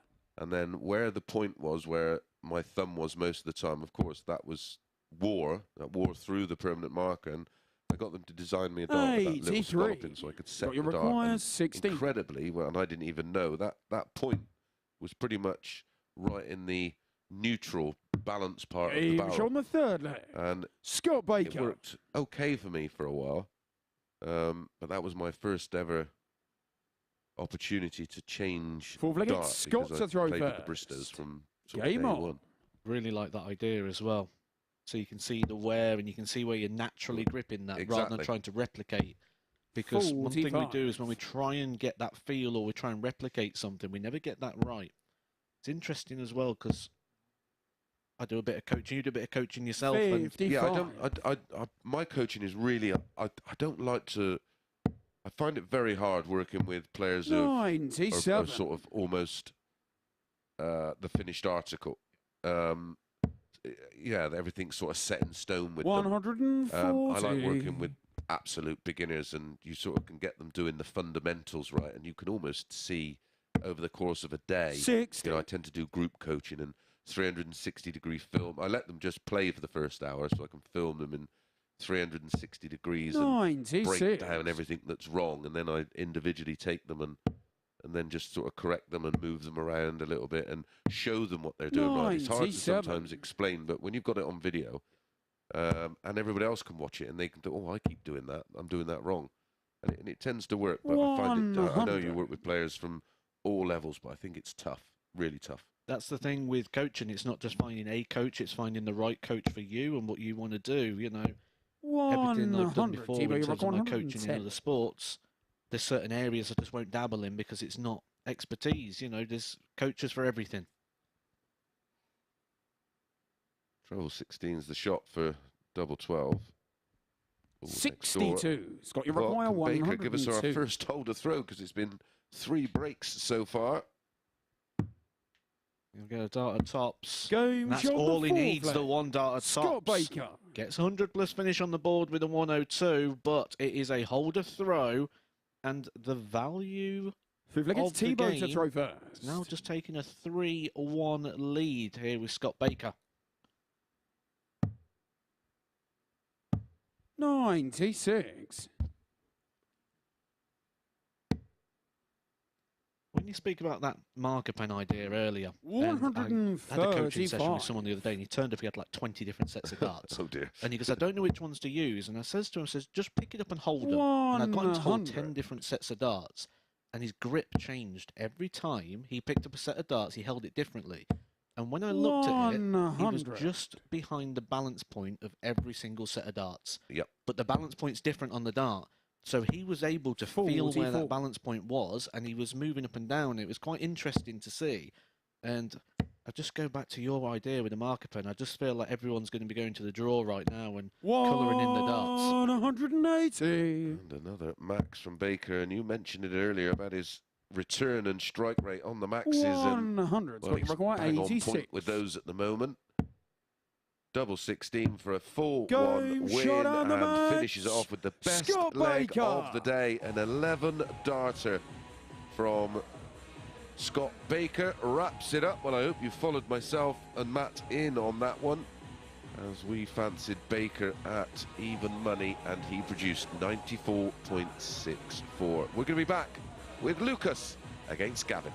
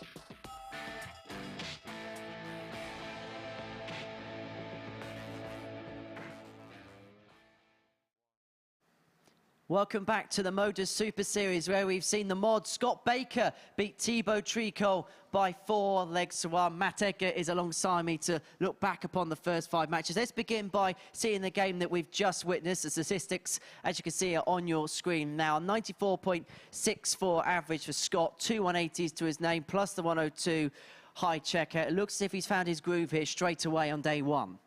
Back-to-back 94 averages are impressive darts. That means he's broke that 93 barrier, so he's using a visit less than everybody else is. If he keeps that going, he is going to top this group. Looking at impressive performances, we have to talk about Franz Roetzsch on debut here at the Super Series. 2 games played, averages of 91 and 97, 2 wins on the board. He's becoming the player to beat early on, isn't he? It's that double percentage, though. He's had 10 darts at double, and he's hit them. He's only missed, what, 2 darts? And if we account for that bullseye as well, on that 170, he took the 133. This is some of the best finishing I've ever seen from anybody in this series so far. And if he can keep that going, he's going to be a major threat, not just in this group, but to this week. How important is it, do you think, to lay down a marker early on in the competition? When you're a debutant, very important. You don't want people looking at you and thinking you're an easy pickings or someone to take 2 points off of. He's not going to be that all week now. He's shown what he can do. He's shown he's a threat. Even if he doesn't win another game today, he's shown he's a threat, but I don't think that's likely. Very quick, let's talk about our next match on stage. It's Lukas Wenig against Gavin Carlin. Both players lost their opening games. They're looking to bounce back from that defeat. How important is it to get a win on the board as early as possible? There's only one place available in this group, and then you're playing for places for Group B or for Group C. You need points on the board early. You can't be going 2-3 games and then still be expecting to come out at the top end of this group. You need to be getting points on the board early. This early into it, it's a must win. Prime Time's going to make the run down to the commentary box, where he's going to join, first off, Chris Mason. Chris, back to you. Thank you, Henry. Yeah, this is a fascinating tie. So far today, Lukas has played against Franz, going down 4-1 in what was a surprise defeat. Did average 94.32, did miss 5 darts at doubles, only 1 from 6 on the outer ring. Gavin, Okay, first against Lukas to throw first. 4-3, but only averaged 80.88. Did hit 2 180s, also missed 12 darts at doubles. They go 8-15, Lukas, for this one. Gavin Carlin priced up at 11-8. 100. Big favouritism, and you can see why coming into this game. And I don't think it would be a huge shock if this man won, because he scored very well against Thibault Tricole, but the finishing was his undoing, or the lack of finishing. 54. Yeah, definitely. That's why I said just at the end there that this is almost, even this early, it's must win, which might sound bonkers 2 games 100. in. But I've been in this situation, so I'm sharing from my personal experience there that when you start losing, it just grows the habit. We said with Scott Williams, winners win, and when you're winning, you win. Same happens when you're losing. When you're losing, everything becomes difficult. Well, it's the same on the doubling, isn't it? If you see a player and it's, you know, a relatively long match and they pin those doubles early, they'll go through the entire match, sort of 1 dart or 2 darting on the doubles on the outs. Or we've seen it already today, haven't we, with Scott Baker? You know, once he gets on that run of hitting doubles, he'll go through the match hitting them. As we also seen from Franz last time out. He went 4 from 6. And in the other match, he was 4 from 5. So that's 8 from 11. When you start off on that losing run, even positive darts become negative. Yeah. You start losing a couple of games, and then when you start playing well again, it's where was this earlier, rather than, oh, here we go. Yeah, yeah. It's like you can read my mind. So tops for an early break, possible 15 darter. 24. Wow. And that is Lukas down require 48. all those missed darts at doubles early on. It's almost a game of loopy, that one. Double 16. Is for a hold of throw. Game and a hold of throw it is. That nice big barrel just sat on the wire there. Looked really inviting for Lukas Wenig, and he's just slid it alongside into that double 16. It's Gavin to throw Holds first. his throw. Game on. Yes, very nice start. It was an 18 dart 55. hold. Now tickets are available. There's a little bit of a change now. We had a lot of tickets reserved 60. for Saturday night. And you feel it's someone playing silly buggers. So from now on, tickets are still going to be free, but you'll pay a £5 deposit when you book online, which you'll get returned for a drinks voucher upon arrival. And that hopefully will stop this little problem with someone booking hundreds of tickets and that not turning up. Thank you for that. You spoiled a great night of darts for many people who wanted to come.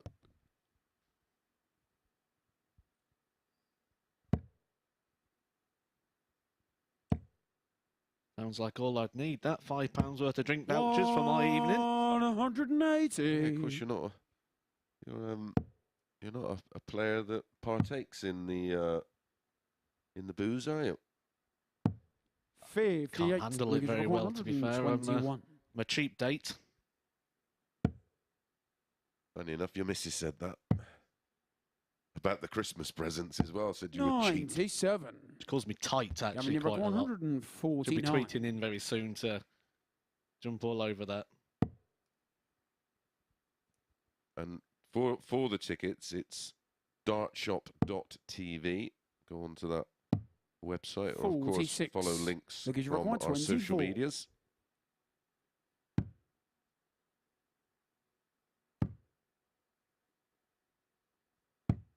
Game shot on the second leg. And a Lukas 15 dart Wenig. break of throw doubles his lead.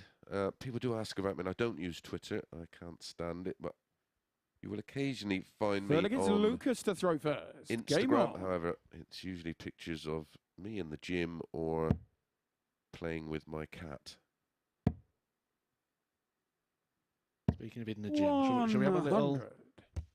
We'll have a little punt, and we'll decide what we think Lukas Wenig is benching. And then when I run past on game 10, I'll ask him. I reckon 81. he will be comfortably benching. I think he can bench £300.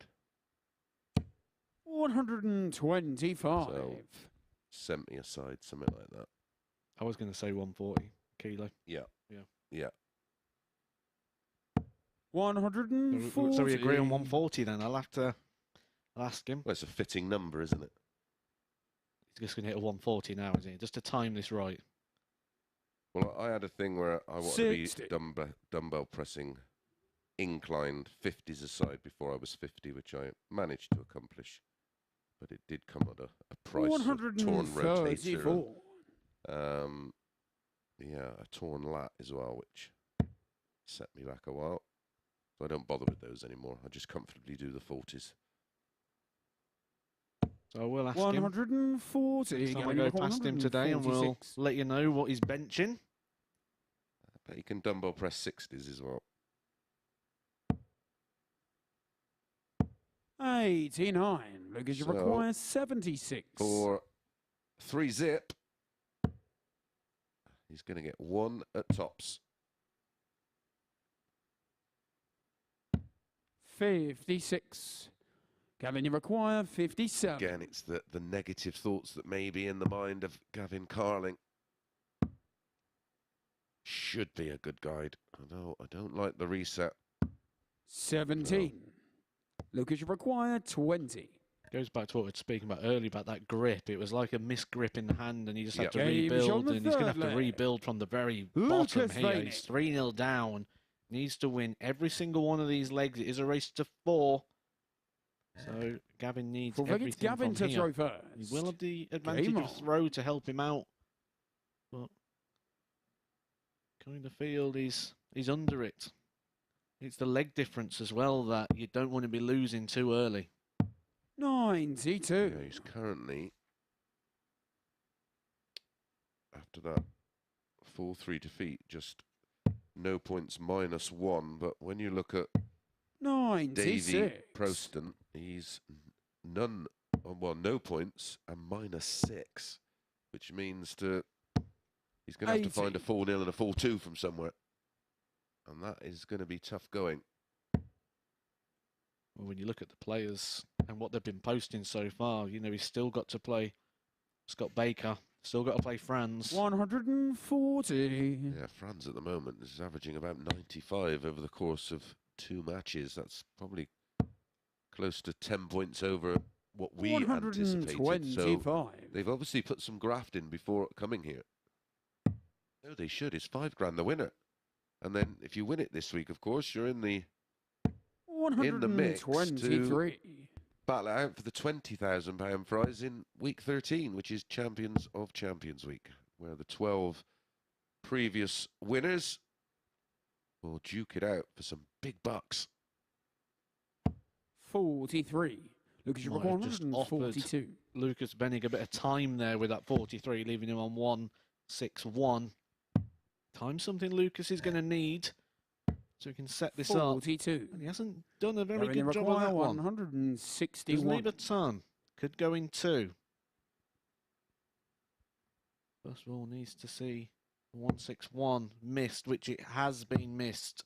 So Lukas Wenig will return to the board. 64. Lucas, you 100 to require go 100. for the match. Yeah, wouldn't be surprised to see him pop this one in. Oh, went for the tops. I don't blame him because that Well, I was just about You to. require Typical 97. commentators, Chris, say, "Oh, I don't blame him because there's no way you can find the treble from there." And in it pops, as per.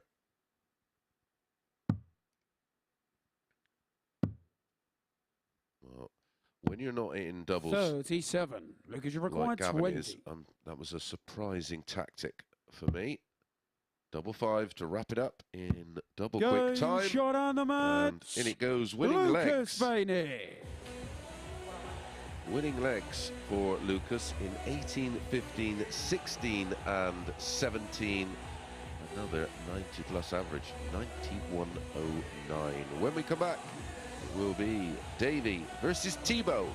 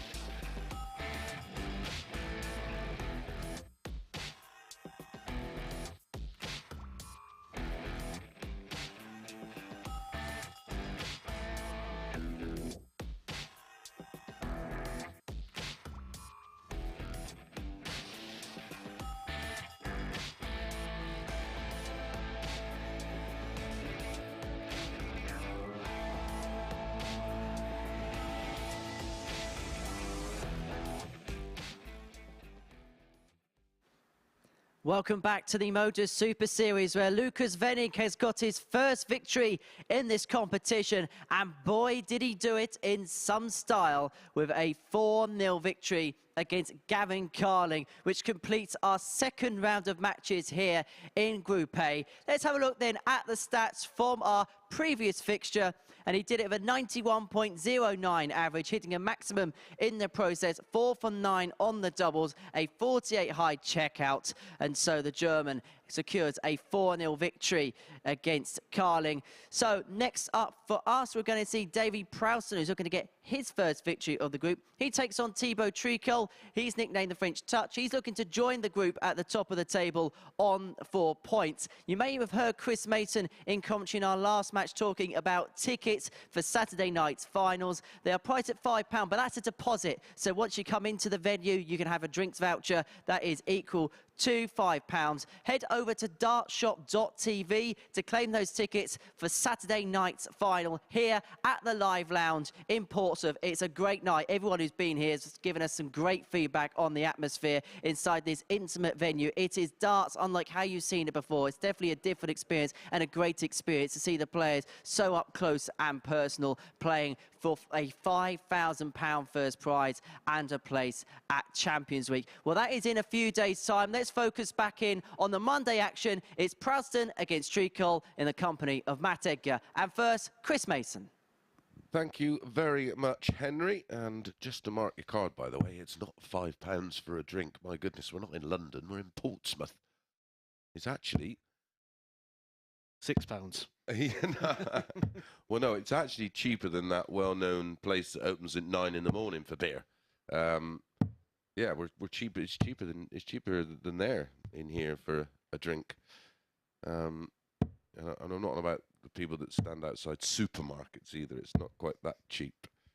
Well, the French touch. It feels like it's Davy to throw his nickname's first. sounds like some kind of Game on. movie that we shouldn't be watching, Matt. But yeah, interestingly, they go 5 to 6 each of 2. My advice in this one would be bet over in the legs. I think this one goes 58. 6, possibly 7 legs, because I'll tell you why. They have met twice in the Super Series, phase 4, week 4 this year, Group A. Davy winning them both 4-2. And 140. they have also met on the European Tour qualifiers in Prague this year in the quarters. 100. And Davy won that one 5-4. To remove the volatility 93. of the bet, go over 5.5. I think my advice would be keep the money in the pocket. Yeah, this one was a definite 97 for me. I think when we look at this whole round. Yeah, it's those next cycle of matches. I think you just picked up on it, Matt. What the odds for the next 100? Thibault Tricole 164. 4 or 5 matches? They're all pretty much coin flips, and the player with throw is only marginally favoured.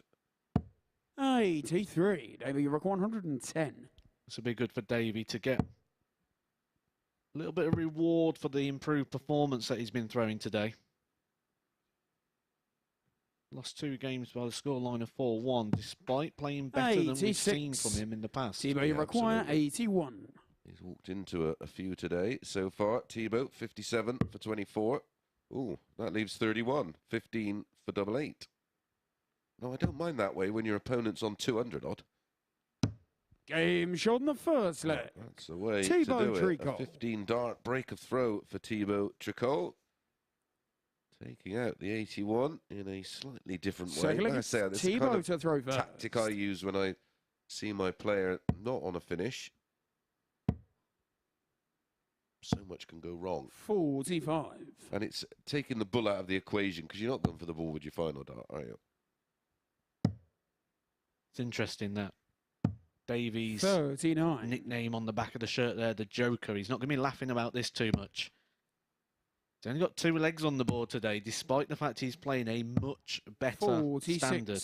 91.57 and 87. He's above that sort of 85 running average, and he's above that at the start of this one. He's just 100. been forced to hit with 1 dart or see you later. Yeah, he's only been getting crumbs, hasn't he?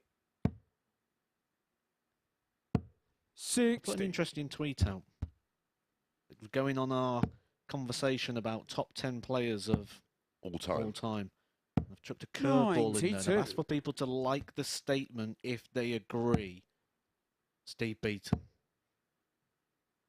Longevity. 41. Legend, but there's not enough. I mean, a former world champion, of course, and and still a fabulous player. 100. But no, he doesn't get in the all-time. Not in mine. And I love Steve. And if I was going to be biased, then I'd put him in. 99. Davy Tricole 170. Not in my nature. But a fabulous player and a wonderful guy as well, and a great friend. He's got that. I'll say he's got that world title on the board, and I've beaten him far too many times for him to be a GOAT.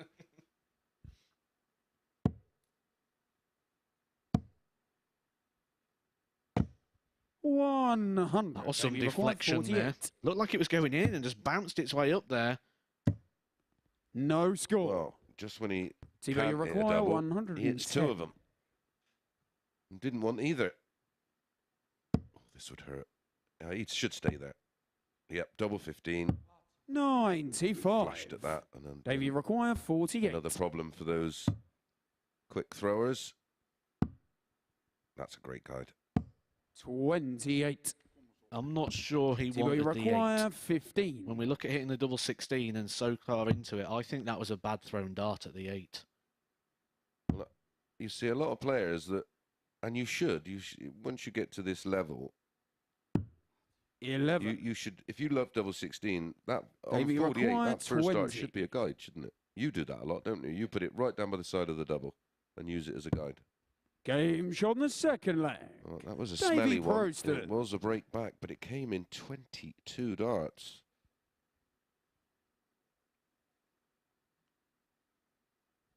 Third leg, it's Davy Would you to put throw first. Priestley in the mix for top. Game He was on. in my short list, that's for sure.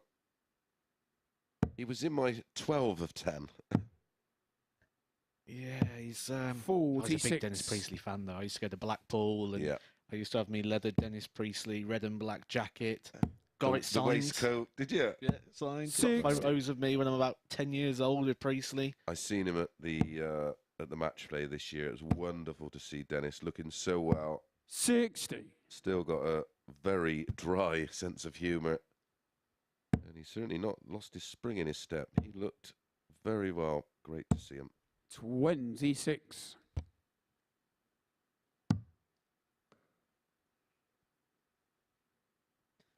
Just having a quick look over at that tweet. The general vibe seems to be with you, I think, on that one. That 43. had one player called Chew asking for a video on it. We've got an absolutely not from Combo. Top 30, not top 10. Definitely one of the best throws. 81. Been consistent for a long time. Says Jason Well, that's Yates. why, because of the throw, isn't it? Which is why we speak so much about that throw, that you can replicate it. He says as well, by that 85. logic, that we'd also have to include Merv King when we talk about longevity. Yeah, one major for Merv, the Masters. Possibly, well, certainly should have been 100. more. Made a few finals, hasn't he?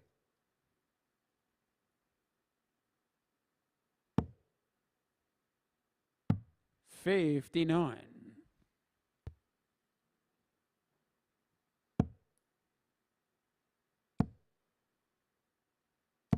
100.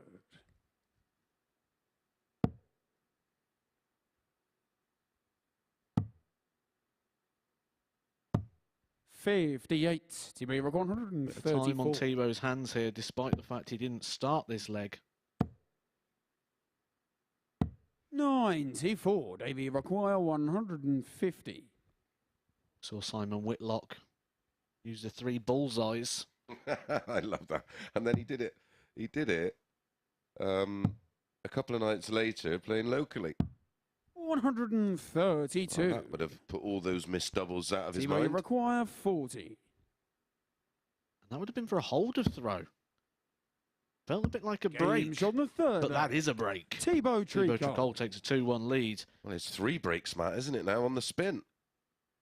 They say about Simon Whitlock did that a Full few flag, days it's later Thibault to locally. throw first. Could take your pick, really, aren't you? Simon Whitlock's always there for Game of Darts breaks out anywhere. He's always there, ready, loaded to go.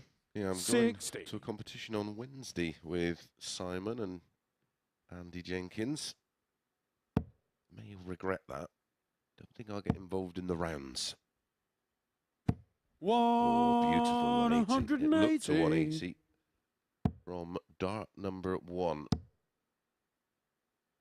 140. Tony Mitchell says he might just squeak in on the longevity. Who? Beaten? Beaten, yeah. Minty saying it's a bit of a David Evans, a bit of a stretch. 56. Like it.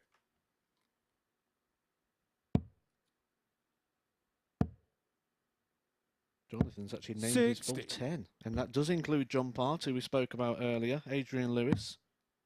Also got Gerwin Price in there. Ooh, a bit early. 83. Sort of going that way, though, isn't he? Yeah. Bob Anderson is an interesting one. I had him in there, and the other Anderson, 41. Gary.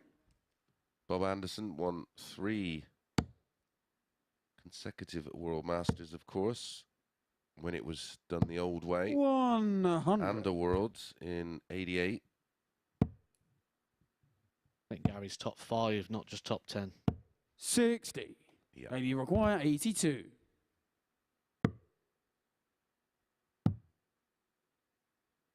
Game shot on the fourth flag. Much better. And that Davy is a Proosten. 15 darter and a 4th consecutive break of throw.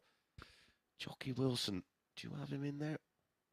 Fifth leg, it's Davy to throw I first. think I'm at the age that Game doesn't on. fully appreciate how good he was for his era.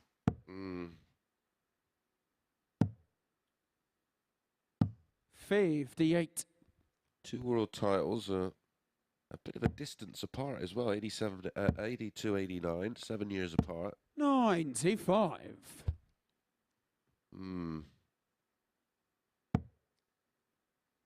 It's hard for me because that was my era growing up, and I 60. did love Jockey. I'm not sure people ever saw the absolute best of him, because 60. I've seen him in some open events, and my goodness, he was special.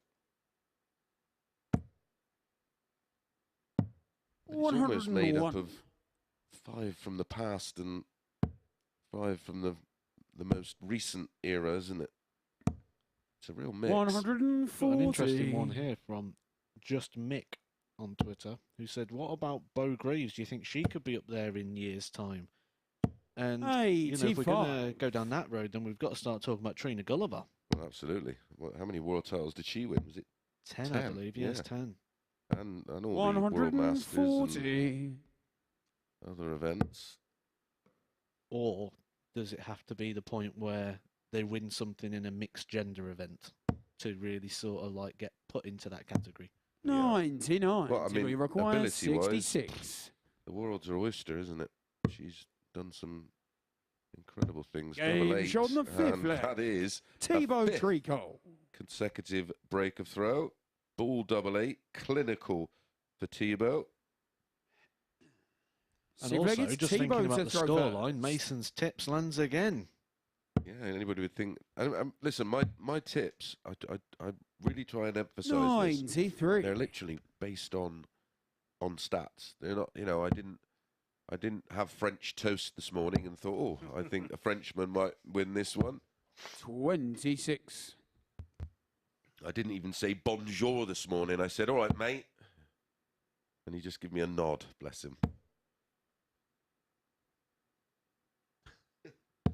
60. Yeah, they're my statistical analysis. 140. I add numbers together. Also, a nice message from James Richardson, another 123. player who has graced us here at the Super Series on many occasions. He's off to Spain with his son Josh. Of course, he hit that one of a couple of 9 darters. He hit it against his son in the deciding leg of the match. 105. He's off with Josh, and they're off to Spain, where it is the Europe Cup, of course. 93. Team over 120. He's up with Scott Williams as well, who's been selected for that team, along with Luke Littler. Good luck to all the 44. teams travelling over there 102.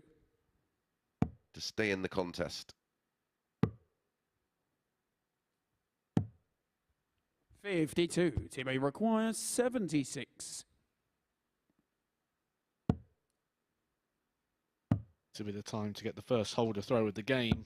Game And he shot sees on it the off with a match. 76 finish. Thibault Tricole. And Davy Proosten, day just keeps going downhill. He's had 2 4-1 defeats, and it's a 4-2 defeat now. He's now getting to the point he needs to start getting some serious wins on the board, but it's Thibault who takes the victory. Another 2 points with a 4-2 victory.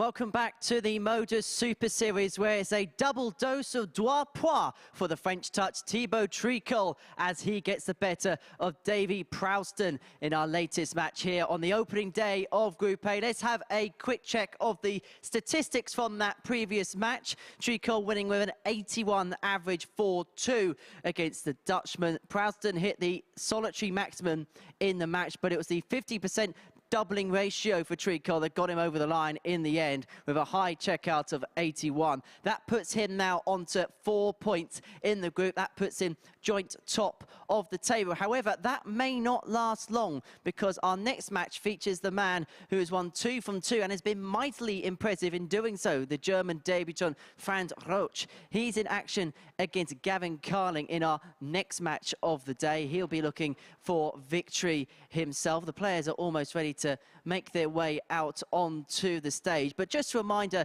before they do that, to subscribe to our YouTube channel, the MODUS Super Series YouTube channel, where we have plenty of content for you throughout the week. You got an interview with Paul Nicholson on there talking about the evolution of this competition from lockdown in 2020 to now. We played a little bit of that at the top of the show. We'll also be gauging reaction from the players. We're going to have exclusive interviews, and we have our live preview every morning from 9 o'clock, where I'll be on stage with either Matt Edgar or Chris Mason, previewing all the action. Plus, we're going to be doing some special features as well throughout the week. So please do give us a subscribe on there. But it's back to the darts on this Monday morning feast of tungsten tension. Let's head back to Chris Mason and Matt Edgar.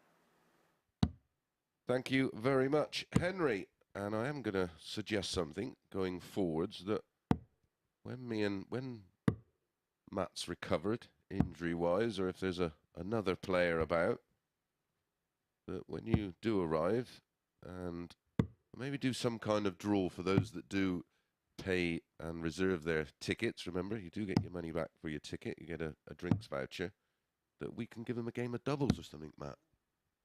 Hey, first against France to throw first. Come a bit early, maybe got them do a little bit of a show for them. Get them involved and have a few games of darts with the punters. Let them come up and get a feel for the stage. I think that'd be quite nice going forward. Well, 60. they go 8-11, Franz, in this one, and I cannot disagree with the pricing of that one. I think he wins, and I think he wins well if they both play to type. And they've both had 2 matches apiece. Franz is averaging over 14 points more than Gavin in his 2 matches played. I don't think you can ignore the pedigree, though, as well. It's easy to get drawn into what we've seen today so far, but what we've seen today so far isn't what we've seen from these over the last years. 140. I don't think we can write Gavin off too early in this one. We've got a lot of pedigree to have a tour card. Then having 2 years on the tour as well. Yeah, agreed. But why has he gone off the tour? How much is his game regressed, where in terms of this man, it's all about progression, isn't it? Are we still debating that top 10, Matt? Just Mick mentioned a player which, without questioning, automatically goes in the top 10. Mr. John Lowe, 3-time world champion across 3 different decades. 174. Gavin, you've got 152. It's all going down on Twitter at the moment. I put that tweet out and everyone's getting involved on that one. 60. Nice to see all the different comments coming through. 16. Well, it's a nice little debate, isn't it? And it's quite objective. Double 4. Game shot on the first leg. Franz Roetzsch. A 174 in the leg and a 17 dart hold. I've got one there from Dave Pallett. Second leg, it's Gavin to throw Dave Pallett. It appears there's 2 Dave Pallets. Wow. That doesn't. I'm looking at the photo here, and that doesn't look like the darting Davy Pallett that we saw here a couple of weeks ago. Who says? Great to see his game coming back as well, Matt. I know a bloke you know very well. Bloke I played Super League with for many years back in my days 140. in West Midlands. Yeah, UK Open semi-final. You do not draw that in a raffle. Especially that event. It's carnage. Well, you know, you've played many times there at the UK Open. What What did the other Dave Pallett have to say? So he talks about, it depends who you ask. Says a modern day darts fan wouldn't even mention Jockey Wilson, Bob Anderson, or Dennis Priestley for top 10. 57. Which I think is kind of fair in a way, because one thing we don't do in darts enough is give a nod to the history. 140. Well, yeah, it's something that when I do my fan zone type events that I sit down and talk a lot about, because it's sort of them 100. Gavin, you require 86. the next generation players, including myself, that sort of paved the way really for what we've got today. And of course, incredible work by, well, the foresight from Barry and bringing in people like Game Matt show the Poulter second leg. to Gavin oversee and ensure the future of our wonderful sport was in safe hands. But So it's look, a it's bit like France to football. throw It's not like first. modern day football fans. They think it all started with the Premier League, don't they? But it's not just that, and the people that came in, it's the people that risked 96. their livelihood and their Well, careers to make the vision happen in the first place. Well, in the early stages when I was playing, and there was still that 140. horrible divide and some ghastly rules. You know, the players back in those days mainly made their money from exhibitions, and 60. the main players they would be playing is Super League and county players at exhibitions. And the BDO basically said, well, if you play one of 125. players that were behind the split or sort of left the BDO to join the WDC, you weren't allowed to play, you get 60. banned. And in the early part of my career, when I first started doing exhibitions, because I was playing in the WDC system, 58. I was treated exactly the same. And I was like, well, how bizarre. And that's where the restraint of trade came in, of course. Well, we spoke about the evolution of darts. Back in those days, you didn't have the Super Series you could go play. You didn't have the World Match Play, the World Grand Prix, 40. the World Series, the Euro Tours, the Pro Tours. It was the World Challenge Championship. Tours, yeah. We were literally, in the early days, the only place we could really play was, well, in America and in the holiday camp 98. events. Few in Europe, but they were few and far between. And the forerunner, of course, was the to the Pro Tour was the Vauxhall Pro. We all used to pay 50 quid and Gavin, you go and require duke it out. 80.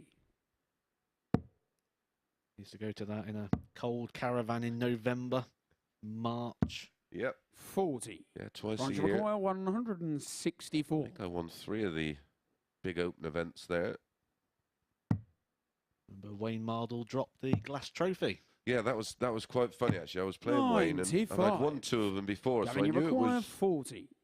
I knew it was best of 11, and everything went with throw, and he was 5-4 up. Turned around and Freddie Game shot Williams, on the bless third him, leg. called Gavin game shot Carlin. and the match, and I was like, no.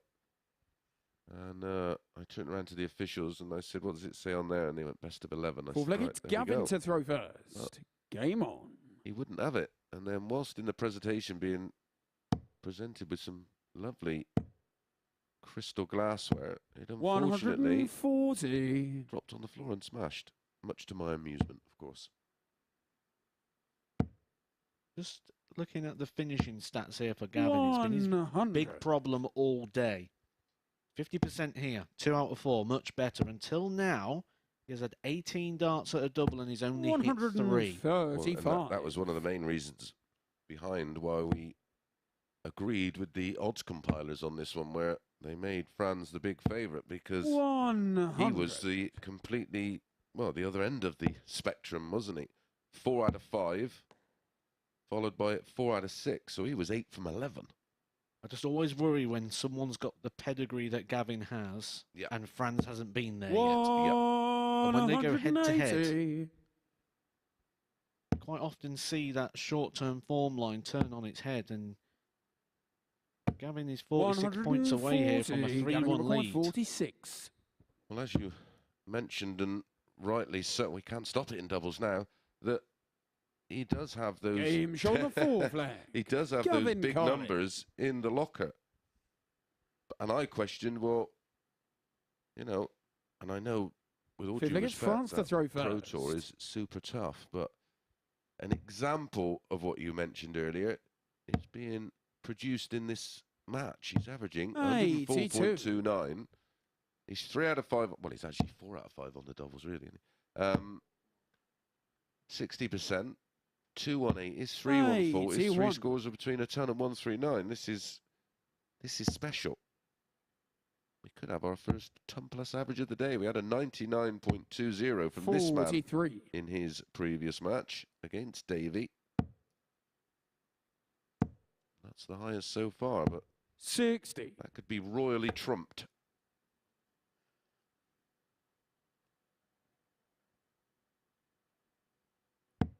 Got a nice comment here that I think closes that chat very nicely about the Steve Beaton being in the top 10. He's just put, Stephen Rees has just put, Steve Beaton should be included in all darts chats.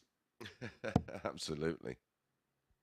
I'd say the amount of majors he's played in his, you know, he's there or thereabouts, isn't he? He's certainly in, he's certainly got legendary status, that's for sure. So Colin Harris, who feeds me some of my stats and some of my numbers and things. Steve Beaton's only one of 4 players to play in 100 or more majors.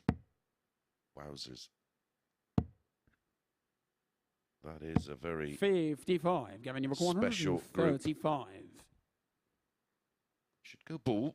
25 leaves 110. That leaves 133.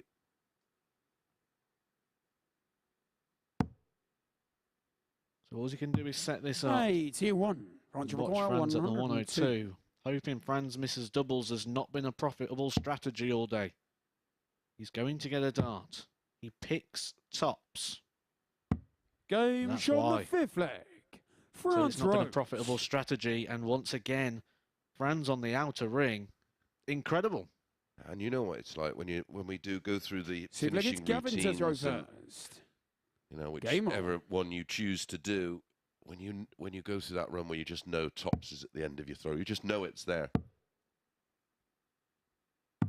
99. The shape of the barrel on the Franz darts as well. And he's got quite quirky. Yeah, he's got like quite a. I'm not sure if the end is. 96. I actually thought it was almost like a point, but it's not. The dart is tapered right out where the point goes in. 60. You know, like the screw-in type things. I think Target do them, don't they? But yeah, that is quite unusual. Try and get a. Is that one different to that one? 140. We'll try and get a close look at that before this one is over. I don't like to go into the players' practice. So let me have a look at those, mate. 60. Zach Thornton is a big fan of the darts and knows every single dart going, so I'll be keeping an eye out, see if we can get a tweet from him looking at giving us a bit of information on what they are. But they're certainly quirky. 180. Not that there's ever a bad one, of course. Let's turn the leg on its head. Could go. I'd go ball, and you're almost guaranteed a double off 77. 92. Gavin, you require 102. It's sort of okay. May not matter. Ball double 16. Should go treble 14, the bigger target for me, but especially at this stage, he went the right way. Good man. 50. That's one of those interesting shots. As a dart player, you'd want to go for the ball to leave the double 16, but it's the smallest target on the board, so the percentages aren't in your favour. As you can see, that is actually part of the dart, that extended piece. 50. Well, he went the wrong way, got it right, and then got it wrong. 52.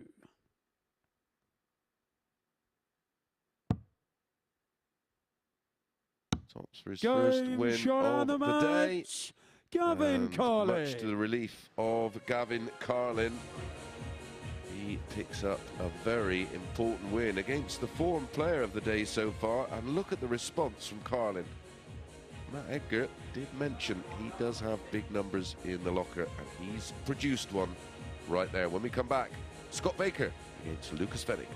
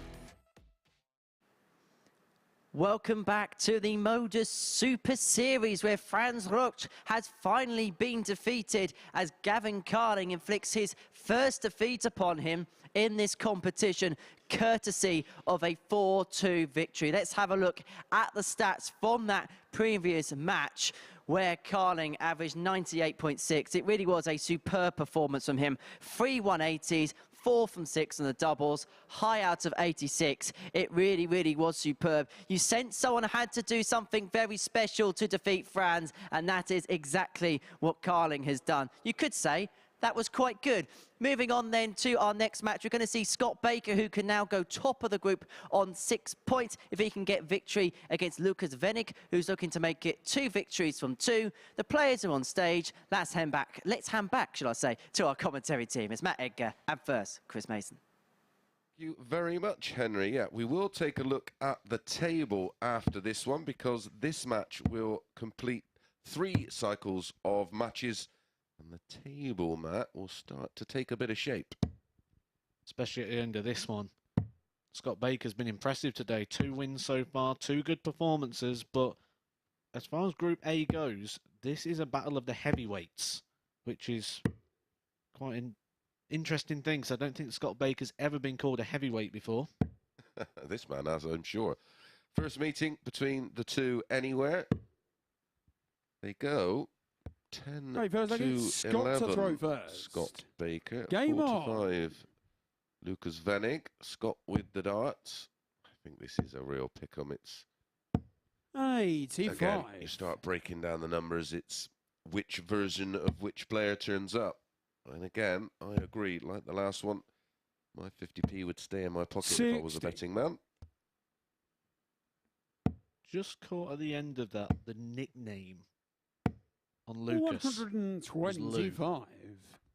That has gone to a whole new level of originality on the nicknames. You know, when we talk down the Northy roads and the Chizzy. 180. Now Lou, I think that needs a bit of work. Yeah, maybe he doesn't understand the 81. English translation either. My game went down the toilet, so he's be hoping his doesn't. 140. And it didn't last time out against Carlin. He won 4-0 with a 91.09. Did lose his opening match of the day to Franz 4-1 with a 94.32, but he's obviously coming to here on some form. 11 ball. 96. Scott, you require 110. Were you a treble 11 man in that, or would you make sure of the 11 for ball? I think I'd go aggressive. Ooh. 54. Lucas, you require 25. Take your pick. 9 for 8s.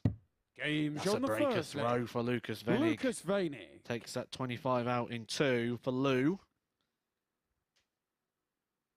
But you could think of Second leg is Lucas many to throw nicknames first. for Game Lou. on. But I like the ironic ones. I'd like to call him Tiny. How about Skywalker? There's got to be something in there. 42.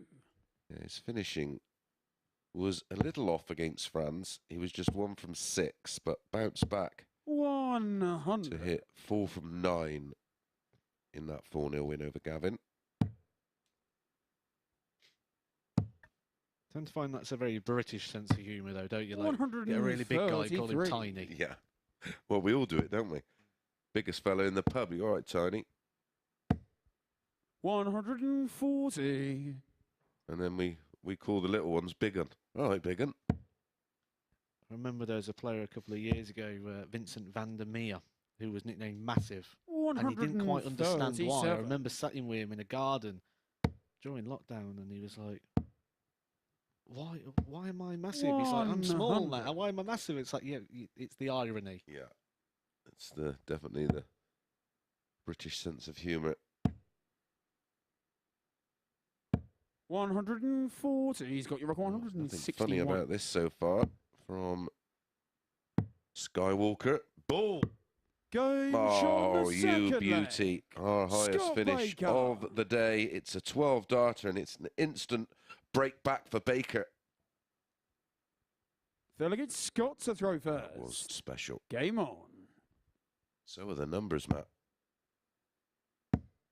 Yeah, early indications. 100. Exactly what we thought. A heavyweight tussle. 104. Scott Baker, 109. Lukas Wenig. It is a tungsten tussle 100. at the moment. Is Skywalker versus Darth Vader. 100.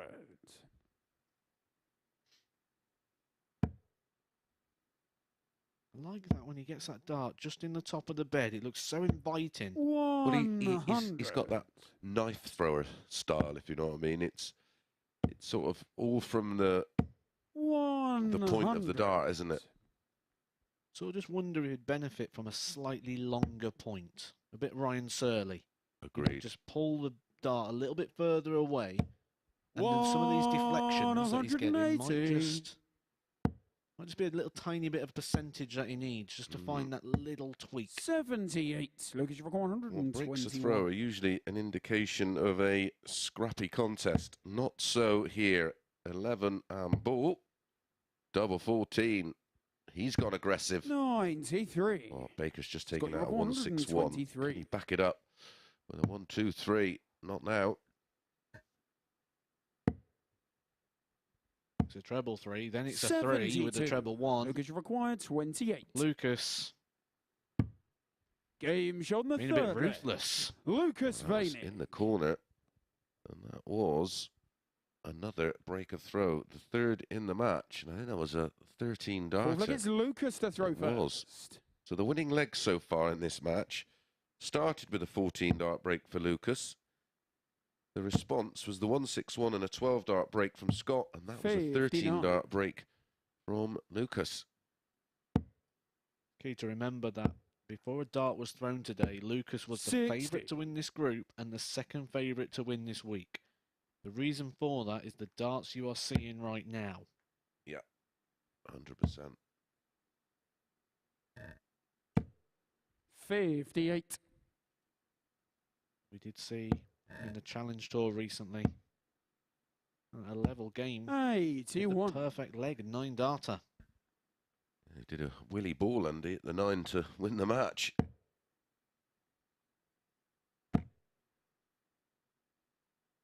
One 180. A third max in the match. The only leg he's not hit a 180 in was leg 2. 45. Scott Baker, someone we expect to get at least a 180 every game. His stats certainly suggest he'll do more than that. Yet to register one in this one, but still plenty of time. 140. Oh, no way Lucas is playing. There's not going to be much time. He wants 64 points. 70. For a Lucas requires 3-1 lead. 64. And he has plenty of time on his hands.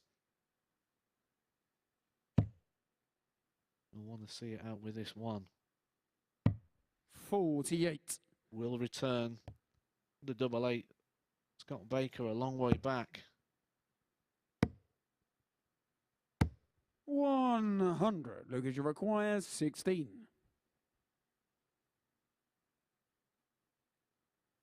Of course, we're only a week or so away now from the World Grand Prix. The Game show lineup was completed Lukas this Wenig. weekend, wasn't it? The European Tour, and it was Ross Smith taking that final place after a very important win over his good friend Steve Beaton. So from the Pro Tour order of merit, the 16 players through: Heta, Ryan Searle, Schindler, Ratajski, Gilding, Doby, Clemens, Gurney, Lewis, Rasma, Bunting, Hybrets, Lukeman, Rids, Dolan and Smith.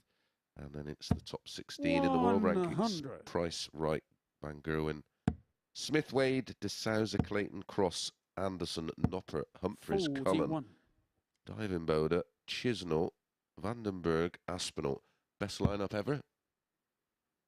Well, 31 of those 32 players took place in the World Match Play lineup. Only one change, and that was Ross Smith coming in to replace Roby John. The rest of it is the same lineup we had at the Match Play, but the different seeding, that one's come out of the treble 20.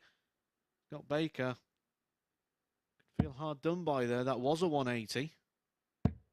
Yeah, it's the same lineup, bar Ross Smith. 100. Well, that shows then the rankings are very much working.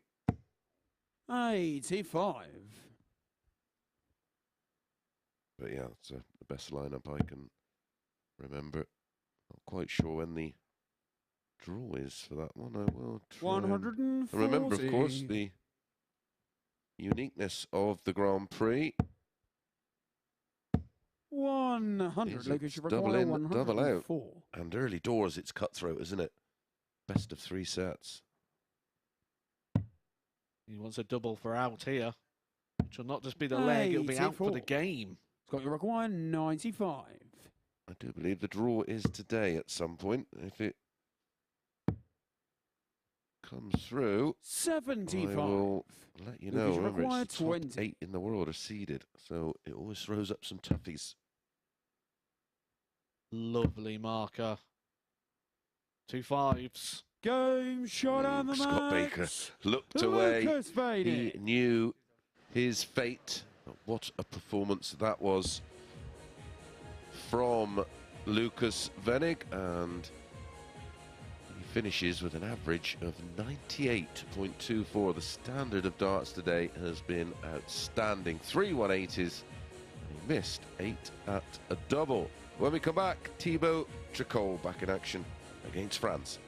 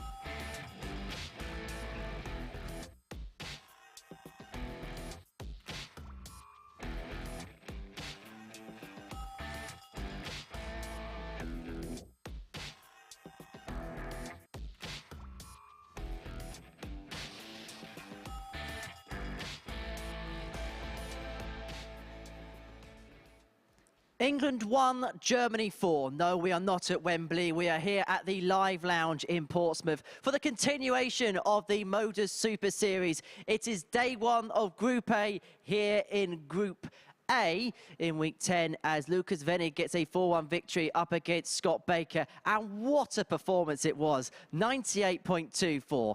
3 maximums, 4 from 12 on the checkouts, 28 being the high out. And look at that, the one leg Scott Baker won, he hit a 1-6-1 finish. This is turning into very quickly one of the really, really good Group A actions this week. The quality has been absolutely superb. They are bringing their best right from the get-go. So there's no pressure then for the players as the day goes on, as we have a look at the league table as we get towards the concluding stages of day 1. 3 rounds of matches have now been completed. As you can see, 4 players locked on 4 points. Franz Roetzsch, Lukas Wenig, Scott Baker and Thibault Tricole winning 2 from 3. Gavin Carlin having won 1 from 3, whereas Davy Proosten is yet to get off the mark. He's going to have to get victories and quickly you sent. So next up for us, we are going to see Thibault Tricole, the French touch, up against Franz Roetzsch. Let's hand back to our commentary team. It's Matt Edgar and first, Chris Mason. Thank you very much. So it's France versus France. Table starting to take shape, Matt. Take shape, and it's exactly what I thought at the start of the day, that you can't really separate these too much. Gonna need a day or two of play before we really know who's going in what direction.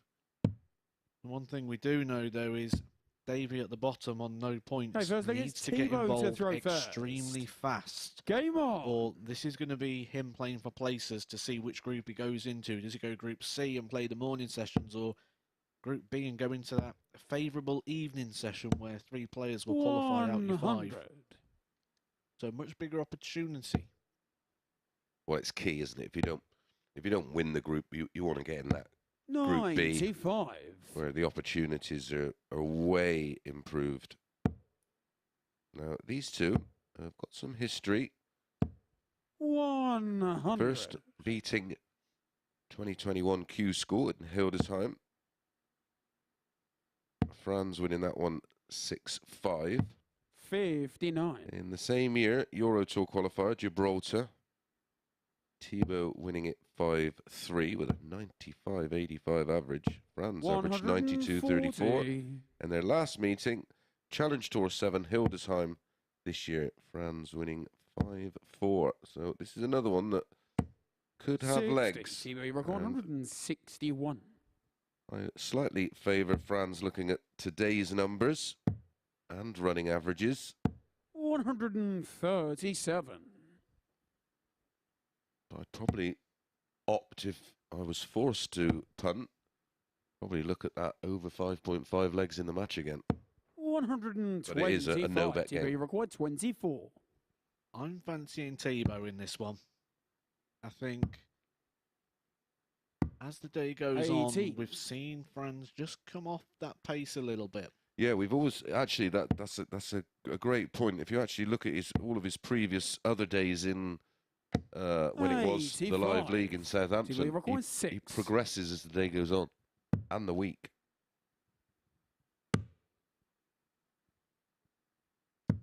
No score. Sort of built a wall around that one. Quite hard to find his way in, and that last one was just a little soft. I think worried about going into the single 3. That's why we suggest attacking with Dart 1. 37. An opportunity missed for Franz to break through. Oh, double. Sat nice. No score. That's not sat nice. Franz required 40. Franz has been hitting this all day. Doubles has been his strongest point. Yep. Got 3 darts in his hand. We haven't seen game shot too the often. First leg. Franz Roetzsch. Quite often when players get 3 darts in hand, it's always interesting to see how they do in relation to a combination shot. Many people get those combination shots with 1 dart in hand. You give them 3, they start missing. Franz did not follow that trend, takes it out with the 2nd dart, and that's a breaker throw. That's in the lipstick. Didn't like the lie. Dart didn't look 82. too secure in the treble 20, so runs for cover.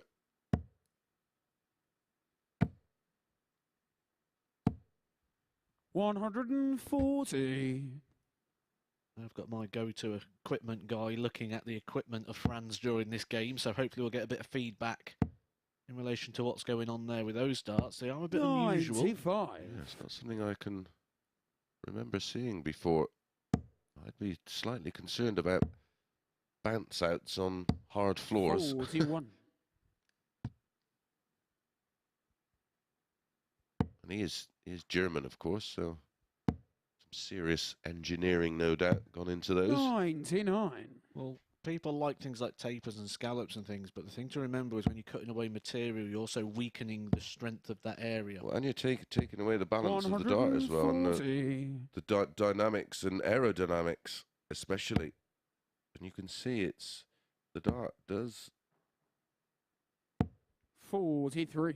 have a little bit of a weep in the air and wibble, as Sid Waddell coined it. 100. We will get an opportunity to come back for the 80. That will be to get his throw back. Get us back on serve. 100. He may require 80. Completely outscoring Franz in this one.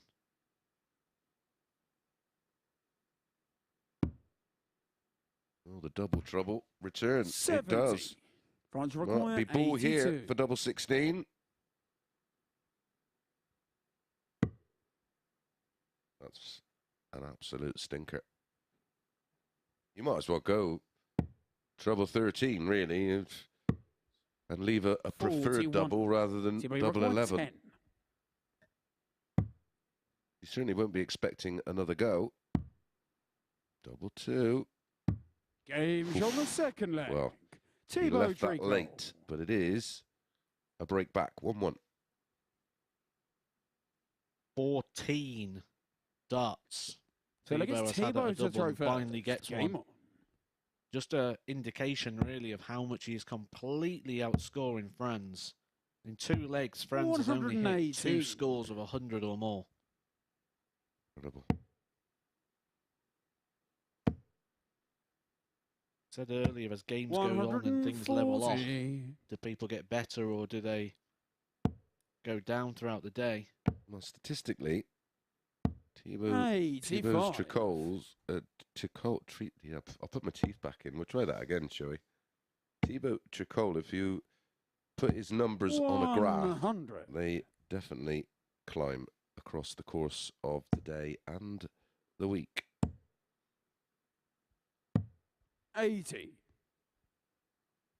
It is a bit tricky playing early in the morning, and I mentioned last time I was down here on commentary that you've also got to learn to 30. manage your day. This is something Franz would not have done yet.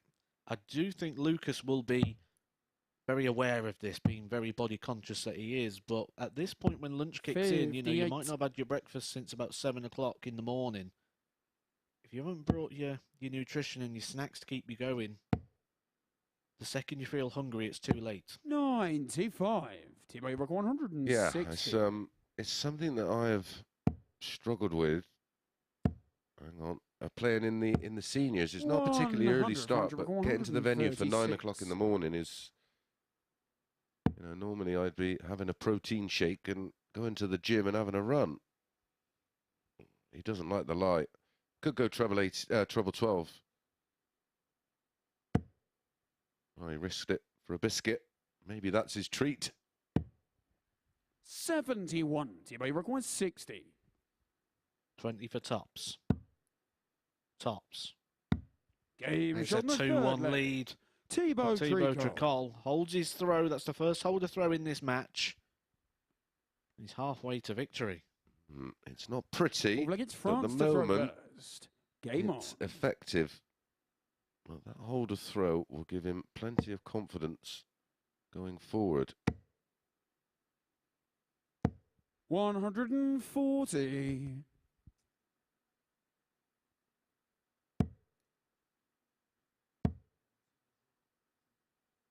the odds before the off. 43. 4-5 Tricole. Franz 10-11. So it's a real coin toss. Beautiful. 180. Sort of feel he needed to really up the scoring phase here to compete in this one because he's just 51. nowhere near. Then goes 2-1 down. It's a 140 and a 180, so very responsive. Yeah, very reactive. 60. Which is a good quality to have. And as I suggested, in terms of picking a winner, statistically, nothing particularly appealed. Hence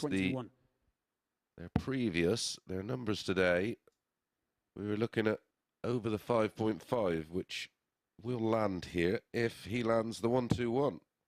888. 105. Nothing Thibault can do that will affect this leg directly in this shot. 60. Franz requires Franz 60. has been deadly on the outer ring. We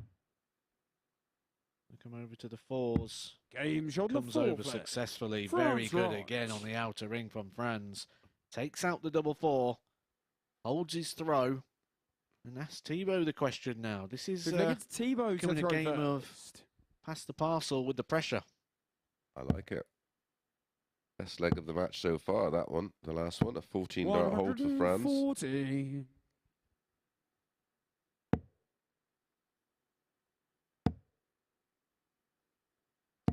100. Mentioned before about that defining characteristic of the run for Thibault, that WWF World Championship. 140. He just seemed to do enough all the time, and I've just seen the averages here in this game, and Thibault running around the 85 mark.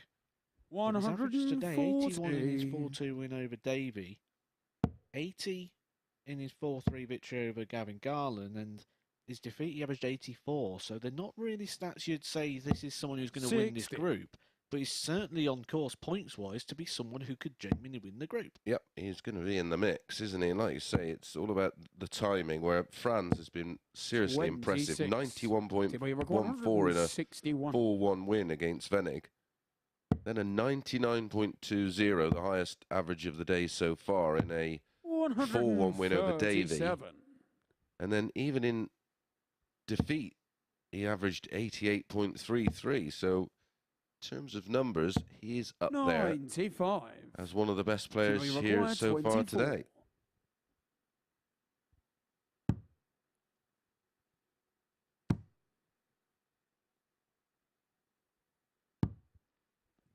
12. How unlucky was Franz that? require 140.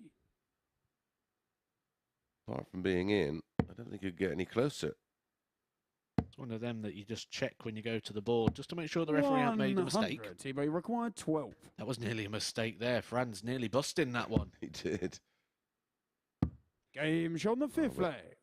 Thibault responds well, despite the great shot from Franz to leave tops. It's a 17-dart hold, and he's one away. The pressure is all on Franz from here. 2 legs remain. Has to win them both. 49.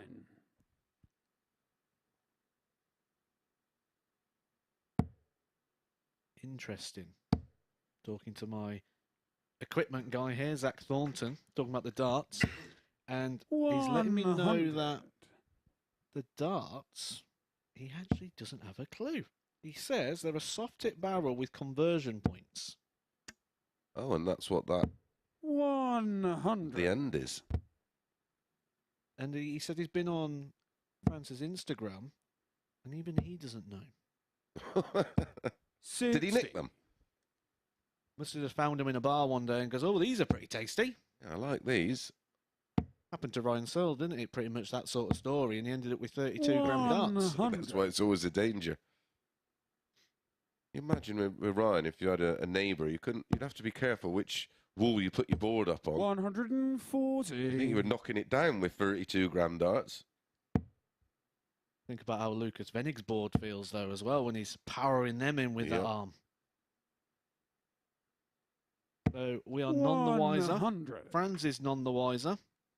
Well, I think you should go in there in a minute and just take a picture of them and let everybody see them up close and personal on your Twitter account. 93. What's fascinating with equipment and how different some people's setups are. There is, of course, this new trend of using 45. The Thibault require fixed stem and 108. flights, and I did try the fit flight system for a while, and I have to say it was lovely, but just a little expensive. Double 16 to wrap it up 4-2. 76. Franz require 107. Feel this has to go. Needs a treble. Get 2 darts at it. Although Thibault will be aware he has had double trouble in this one. What's he missed? 60, 17 at a double.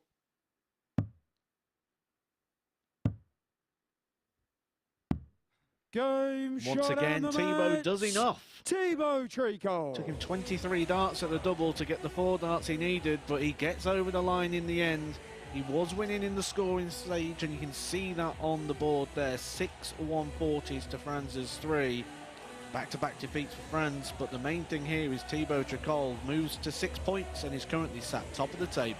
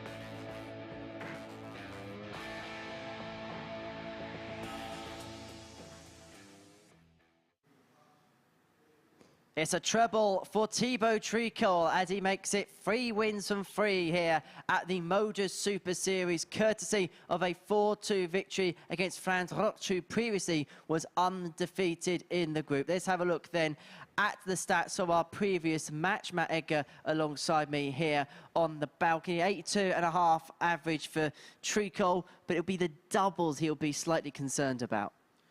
He will be. The averages you don't really worry too much about as long as you win. They always say you don't put averages on trophies. And the bank manager certainly doesn't care what average you throw, and he cares about the pounds that are coming in. So for that to happen, it's all about getting to Saturday. To get to Saturday, you need points. To get points, you need wins. That's what he's getting. He's winning. He's doing enough. But, like I say, that doubling stat will be the thing that will be in the back of his mind going forward now, because he knows that needs to be a lot tighter than 4 out of 23. You were mentioning on commentary about Thibault, obviously the French player involved in the competition this week. Can you think that possibly France is the next big territory that darts could break? I think the next big place is Belgium. I see a lot of good stuff happening there, but France is starting to develop and move a bit more into steel tip, like Chris Mason was saying as well. It's very soft tip orientated over there, and they're starting to move into the steel tip game, and Thibault's flying that flag. And of course, Jacques Labour, also another really good French player. I know he's been watching the stream today and has been getting in contact with us on YouTube. So certainly the future of French darts is very bright. But let's keep in the present and have a quick check of the league table after 10 games today. As you can see, Thibault Tricole, 3 wins from his 4 matches on 6 points. Then you've got Lukas Wenig, Scott Baker and Franz Roetzsch all on 4 points. They've all had some really good performances today, as has Gavin Carlin.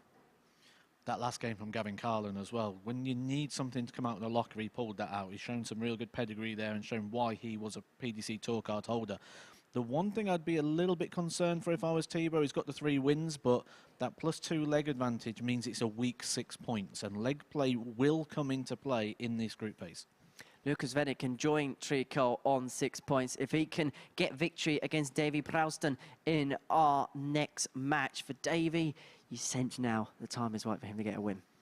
He's not had a good record here, has he? Coming into today, he's only won 7 of his 20 games, and he's lost them all so far. It's getting a bit desperate for Davy now. He needs to start looking at getting a win. It's not the ideal game to get that started for as well. It'll be an interesting one to keep an eye on this. It does pose a lot of questions. Well, it's a Deutsche and Dutch darting derby here in game 11 of our day. Matt Edgar's going to run down to the commentary box to join Chris Mason.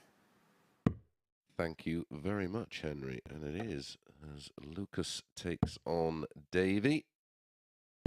Germany versus the Netherlands. Now, in terms of this one, Lukas is a big favourite at 2-5, and due to the poor run of this man, Davy Proosten, it is him who is the outsider of the two. First, I guess Lukas to throw first. Game on. He turned out to be a little bit closer than that. It's hard to not go with Lukas in this match. 100. Well, Edgar touched on how important competing in the Super Series is. I mentioned 45. Adam Atkinson winning Saturday's ADC event. Well, on Saturday night, Danny Lauby 100 qualified for finals night and was defeated in the semi-final. Well, he hot-footed it up to Bristol 41. yesterday and picked up the winner's check in the second ADC event.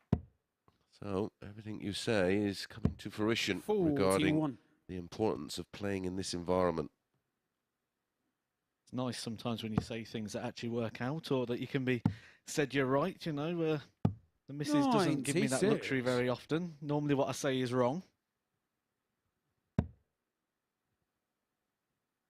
Well, my missus is not always right, but 44. she's never wrong.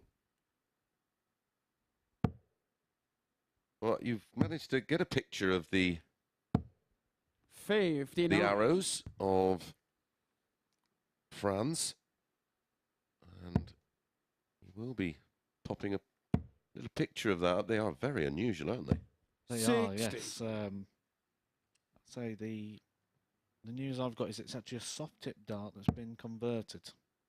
I actually asked Franz just a few moments ago. 60. Got a clue. Lucas, you've got Yeah, well, 156. Traditionally, a soft tip dart, where the barrel ends, it will have I think it's a 2BA size thread on it. So 60. quite a big thread, because in soft tip, the points are made of plastic and they snap quite frequently. It's a very quick change, well, they bend as well, so you just swap them over. 80. But it looks Lucas, like you may have... require 96. I mean, I don't think you can weld tungsten, can you? So I'm not quite sure how they've been adapted. Game shot in the first leg. Good adaptation there. Coming across the Lukas board, Wenig. Lukas Wenig. Yeah, absolutely. A double 9. It's not a nice switch. No one likes that one, but Lukas likes it that time. 96 finish Second leg there. is Davy to throw That's first. a holder throw. I will be Game popping on. that picture up in a second up on Twitter so you can have a close-up. If anyone can help us out with this and let us know what sort of darts these are, please do join in the chat.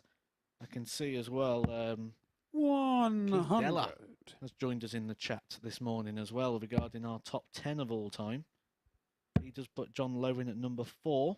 Dennis Priestley in 140. at 10. Bob Anderson makes 9 on his list. But I think Taylor at 1, I think, is undisputable. 96. He's actually put Bristow ahead of MVG. Bristow in 2, MVG in 3. I think that's probably the one that's probably going to cause debate. I think you take Taylor out the equation. Well, 43. Yeah. I get why. I get why, because Eric with the 5 world titles, 93. 5 world masters,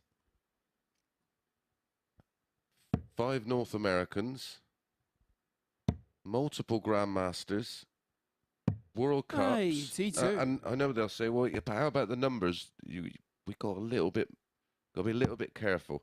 That's a bit like comparing how far a golfer could 40. drive a ball, and you know, saying that, well, look how many how fewer shots they go round in. Well, yeah, of course they would do. But has he ever won the 96. Daventry singles? Multiple times have lifted that title. You got £25 last time I won that as well. 100. Lucas, you require 140. Just enough to fill it up with some Coke. Double 10 for 2-zip. Game shot Wow. the second leg. Well, Lucas that's a slightly Wenig. better leg than the last one. It's a 15 dart breaker throw with 140 Third against checkout, which Lucas to is throw first. the second highest of the day. Baker tops the checkout table with the 161. But Franz had a 133 earlier. But that trumps that 81. beautiful 140. Averages will be affected, of course, due to that poor opening leg of 21 darts from Lucas. 85. Davy's body language is not good. He looks a beaten man. This is what I spoke about early on, where you need to start well. And the bad 21. vibes and the bad memories. He will only be thinking of those 7 victories over 20 before he came here today. Which is now 7 and 23. It'll be, oh, here we go again. 85. Yep. I have played in these groups and the atmosphere changes. I've won 3 of these groups, but normally when you start well, you don't tend to find people come 133. after a couple of defeats and then go and win the group. It tends to just follow trend. Davy's just following that trend of just losing 57. here at the moment. Well, everything about him is oozing negativity. And I'd be a bit of a hypocrite to berate him over that, because I was very much that kind of player. I would have 61. given my opponents plenty to feed off, and that's the thing. You get it off a player, and you can sense their negativity, and 84. you can then start to try and dominate them. That tweet is now live. If you want to go have a look at a close-up of those darts, if you can help me and Mace out with that one. See what we can see in these Franz darts. Speaking of Franz, we notice Henry's getting more confident as the day's gone on with the 140. pronunciation. Lucas, you require Loves it, doesn't he? 120. I suppose that's what you get for being media trained and all that. And football, of course. You come across a lot of interesting surnames, and that's another Lukas beautiful Wenig. finish from Lukas Wenig. A 120 this time. And it's his second hold of throw. Sandwiched in between was that 140 checkout and the 15 dart break. Well, it feels like a blink of an eye. He's 3-0 up. 3 out of 4 on the doubles. And if you're Davy, to give you an insight into the dart player mentality, he's thinking, why always me? He's also thinking, I expect that to go. So you've read my book, haven't you, before I've even released it?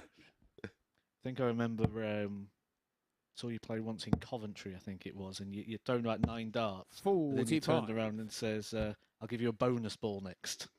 Because all the numbers were low enough to predict the lottery numbers. It was, yeah.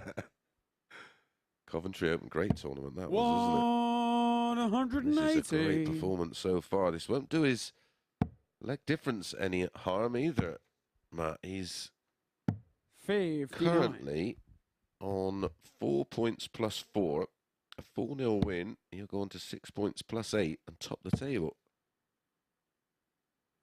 Oh, he's smashing it. 180. He will be saying, why me?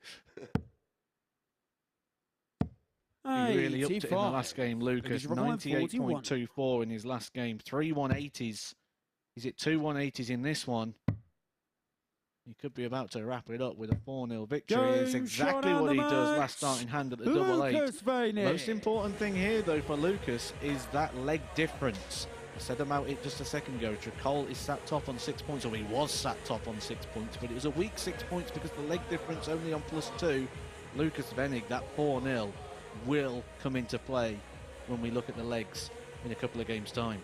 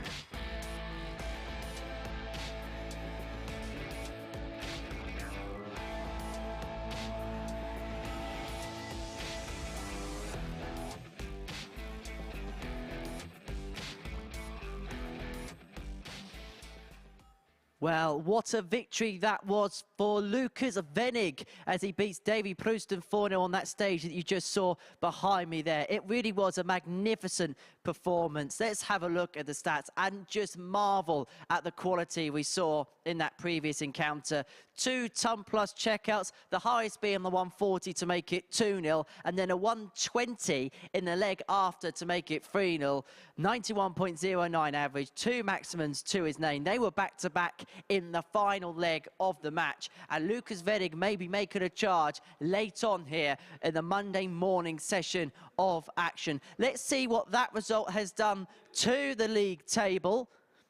And as you can see, Wenig joins Tricole on 6 points, but it is the German superior legs difference which sees him top the pile. Scott Baker can join that pair on 6 with victory against Gavin Carlin, who's looking to join the pack on 4 points. Well, following the conclusion of this game, round 4 of 5 would have been completed. So without any further ado, let's head up to the commentary box and join our commentary team. It's Matt Edgar and first, Chris Mason. Thank you very much, Henry. Yep, this is the final game of the 4th cycle of matches. At the end of this one, all the players have won to play, and although there's still 2 more days of action, there's one person who I fear the worst for already, and that's mainly due to the leg difference, Matt. -12 for Davy Proosten. He's got to change his Gavin to MO really now, hasn't it? It's got to be about getting through to those evening sessions. Group B from now. As far as winning this group, that's pretty much gone. Yeah. Now, will this man feed off his performance last time out, where he was seriously impressive against Franz? He produced his highest average of the day by some margin, winning that game 4-2 with a 98.62, 4 out of 6 on the doubles and 3 180s. Now, I'd be keen to build on that, but when you have a performance like that, bizarrely, it adds a little bit of pressure, doesn't it? Because you want to back it up. Especially when you look at how Scott Baker's been playing today. Scott Baker's been playing some very good darts. He did lose last time out, but that was to that 98 average of Lukas Wenig. And he averaged nearly 90 himself, didn't he, Scott? 58. So it wasn't like it was a poor performance. His only leg of the match was the 161. 180s was something we said at the very start we expect to see from Scott Baker, at least 1 a game. And he's already got his 1 in this game. Well, we looked at value a little earlier, and this one's very similar. They've got 8 to 11, Gavin, and that must be down to just having the throw. Because when you consider consistency and ultimately the numbers punched in today, Scott Baker at even money represents some value. Absolutely. You tend to find that odds and things are very reactive to the short-term play. We saw that in that last game when we said Gavin Carlin, realistically, is Franz that big of a favourite against him? You wouldn't do that at the start of the day. Game shot in the first leg. Scott Baker in the middle. He's got to keep the faith sometimes. Scott Baker keeps the faith there, takes out a 76 finish. Second against Scott, a break of throw. Yeah, instantly, Baker now will be the big favourite for the match. A 15-darter. As you mentioned, the all-important break of throw, which at some point he would have needed in the match to win it. Might as well do it at the start. 81. Get the hard work done early. Let's ride off into the sunshine. Looks like a character from Oasis. That was brilliant.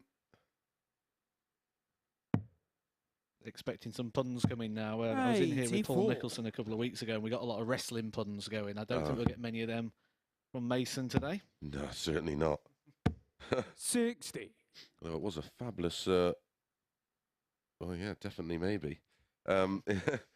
It was a fabulous weekend of boxing, but there is a few wrestlers getting involved in the old boxing and mixed martial arts, isn't there? Because I know you do like the UFC and you like your boxing.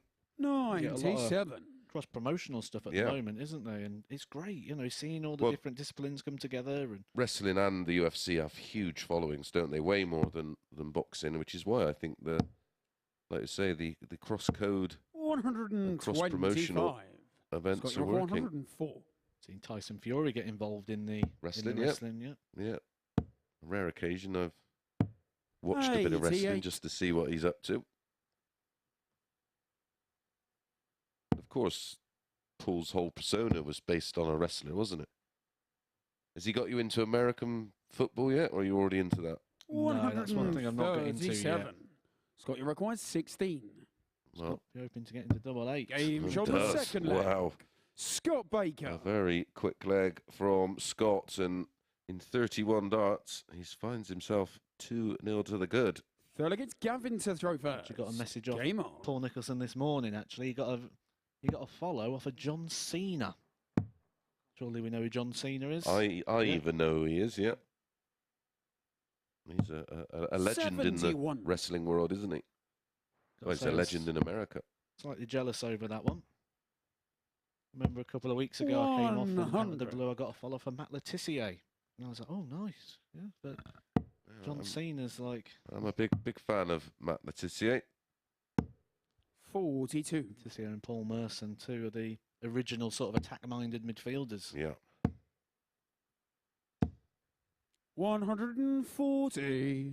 As you know, I'm right into my podcast, and Merce did a very interesting one recently, as has Matt Letizia. 99. It seems a platform now where people have that ability to just sit down and have the opportunity to 140. give their side of things in life. My goodness, Merce and Letizia have had some life. Wow. I always say everyone's got their own 140. stories, He's got haven't they? We look at like a Pro 121. Tour, 128 players aren't going there to be the champion. There's different stories all the way through. Some are playing for qualifications, some are 57. playing to hold cards, Having you some are playing just to win a 149. game and make sure that they can afford to carry on playing. Every story's different. Yeah, some are there for the 24. education. Scott, you requires 64. We focus on obviously the winners, but there's many of other stories going on. Game If we're shot going to the focus on the third winners, leg. we're going to have to start Scott focusing on Baker. Scott Baker. Yeah, he's putting himself right in the mix. I mean, if he can get a 4-0 win, he will go to 6 points Full-fledged plus Scott 7, to so throw he's first. right in the Game mix with Lukas Wenig.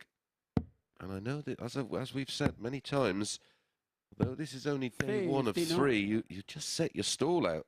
You can sometimes, we've seen it so many times before where people have fought back, but they've just left themselves just too much to do. And with this group 85. where we're getting a core of players that are starting to become winners, this really emphasises what I said upstairs when I said Tricole's 6 points looks weak because of that leg kick. 100. Yeah, well, he's been nicking wins, hasn't he? Going to need to find a big win somewhere along the way. And you're going into groups as well. 140. If you don't win this Group A, yeah, you're potentially going into groups 60. with players of the ilk of Josh Payne, who has a running average here after 147 100. matches of 91.35. Mike Gillett, who's averaging 86. Wolby, who's just under 89. Niall Cullerton, who's 86.39. Steve Haggerty, on debut, only played 10 matches, so I tend to ignore that because, again, 60. it was his Got you first time under the 142. lights in this environment.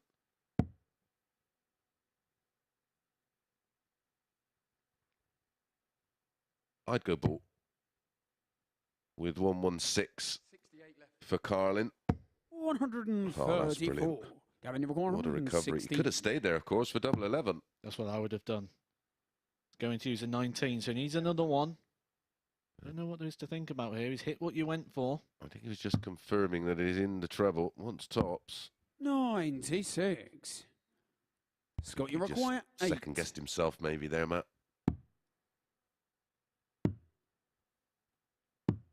6. You will get another chance, though. Gavin, you Scott Baker require missing 20. 3 match darts there. Gavin's only had 1 dart. Not a double in this whole match so far. And that was the last one, wasn't it? Tops off the 116. Game But he on the finds the fourth double leg. 10. Gavin Carlin. And a very, very important match-saving double.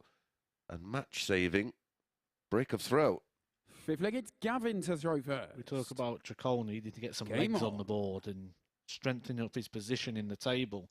Just cast my eye over to the last round of fixtures that are coming up. And he's going to be playing against Lukas Wenig. 140. And he's going to be against the darts. Yep.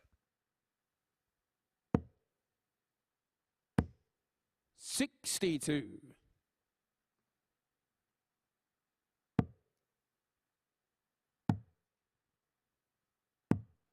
80.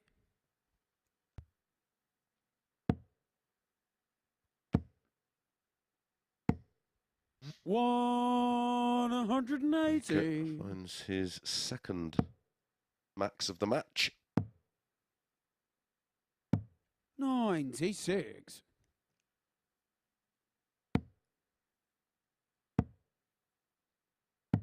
99. First dart sitting in the treble more often than not at the moment for Scott Baker. Well, yeah, even with those 3 missed darts for the match, he's still averaging 85. over It's got you at 96. 160. 140 leaves double 10. That 100. leaves 60 if Gavin Gavin, you require can't 100. take out the ton. And if he misses the treble 20, from experience, we now know that he will go double-double. The man from Derry. Will he get the double-double? There's one of them. Game shot on the fifth Beautiful. leg. Gavin Carlin. Absolutely beautiful. It's just something so pleasing on the eye when you see that. It's like the ball finishes. They just look Game great. on. It's interesting that we talk about the evolution of the game and how the game's changed. Like back in the day, that would have been called disrespectful. 60. When now it's called the right thing to do. Yep. Well, it's all about percentage play, isn't it now? The one thing that 60. does grind with me, your opponent can be on 3-4-5 and you want 303 and you still mess around on the 19s. And then, 140. you know, if you hit the 7 and leave the 170, there's nothing he can do on 3-4-5 to leave a finish. So you're never going for the ball, but you've produced the approach play to take it out, which... It's the extra thinking and the evolution of the Yeah. game, isn't Oh, it? I mean, the 100. thinking's. I mean, those shots now 306, 303, etc. 302.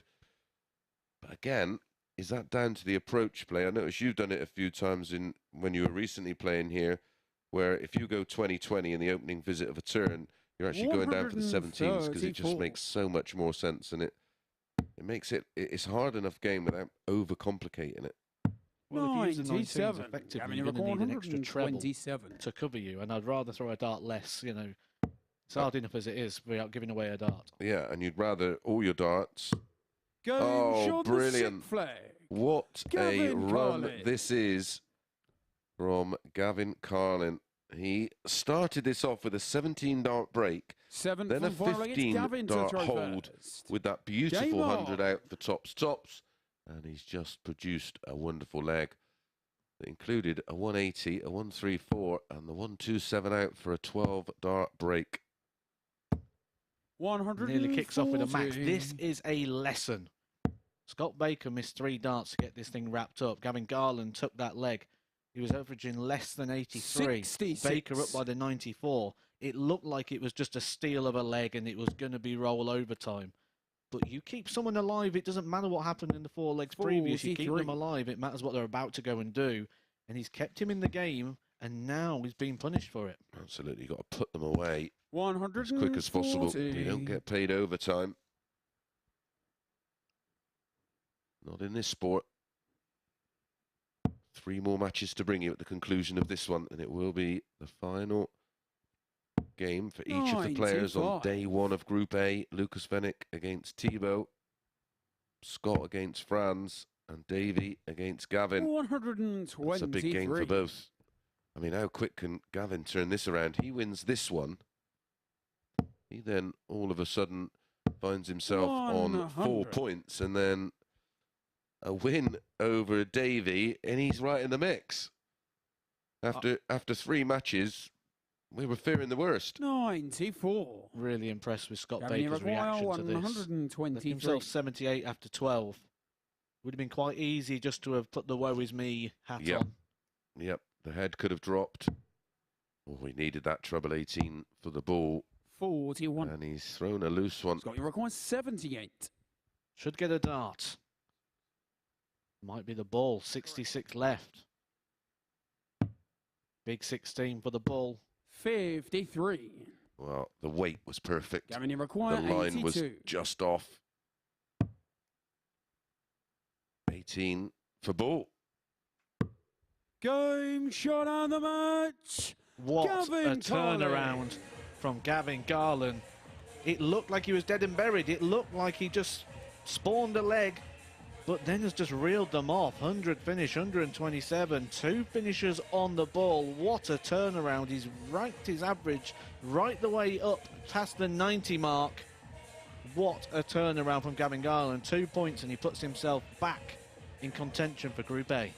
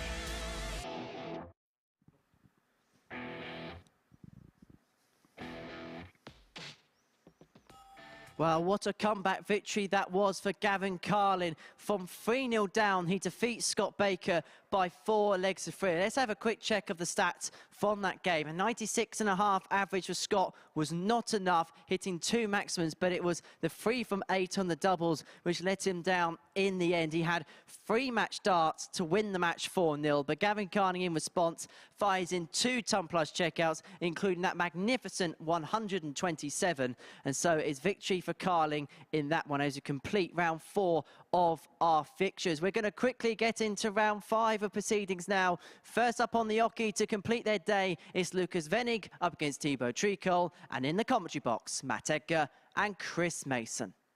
Thank you very much, Henry, and very much looking forward to these final 3 matches. It's been an intriguing and fascinating group, Matt.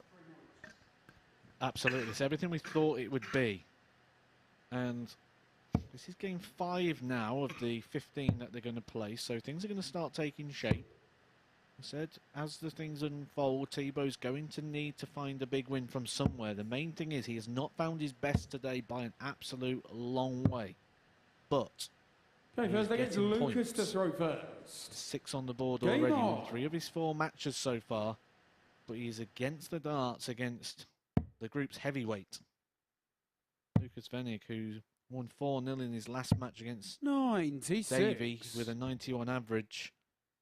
And then beat Scott Baker the game before with a 98.24. 91.09 in the one before that one. So he's on a good run, posting plus 90 averages and getting wins. 99.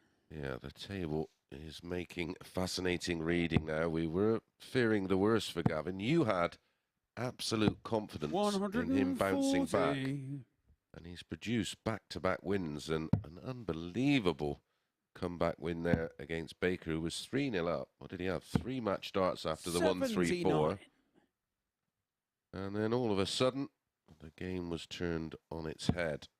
Well, this one, between Thibault and Lukas. Thibault and Lukas. Lukas is the 4-7 favourite. Thibault 5-4, which is about right for me. Thibault has been winning ugly for me, but showing great character. 100. Thibault, you rock 141. This is a good opening to this game. 2 140s. He had that 100 where he had the 80, sorry, with the bounce out. 75. Because you're 127. A little bit tricky, actually. 66 with 3 darts seems okay, but you may only get 1 dart if you do not hit the required target with the first one. Thibault, you require 66. Treble 10. Oh, 42 for 24. Tops for a break. Game Well, there was nothing ugly about that, and it is a 15-dart breaker throw in leg 1. Now, these two have a bit of previous, and it's all happened this year in official competition. They met Challenge Tour 4. Thibault Tricole winning that one. Both players averaging over 90. He won 5-3. 140. Then they met in the Challenge Tour 8 in Hildesheim. And Lukas getting revenge, winning 5-2 with an 88. 140. And their final meeting was in the final of the Euro Tour qualifier this year in Hungary. Thibault winning 5-2. 80.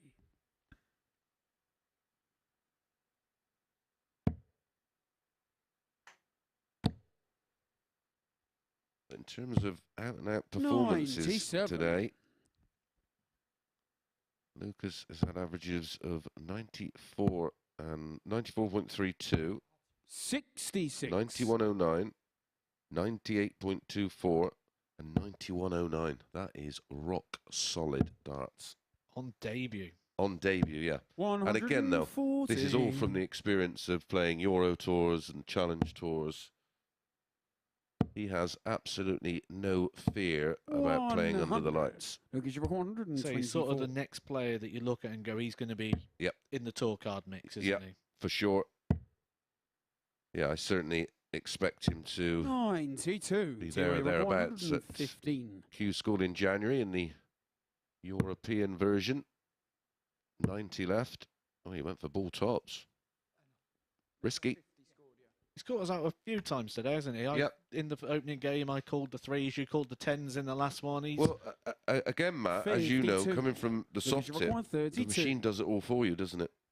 And it's an element of the game you've got to learn, and you can only learn from playing and practicing. On the second leg, Lukas Wenig. That's a fine response for Lukas. A 14-dart break back. Third leg, it's Lukas to throw first. Good standard in this one. 15 and a 14 dart, you're winning legs.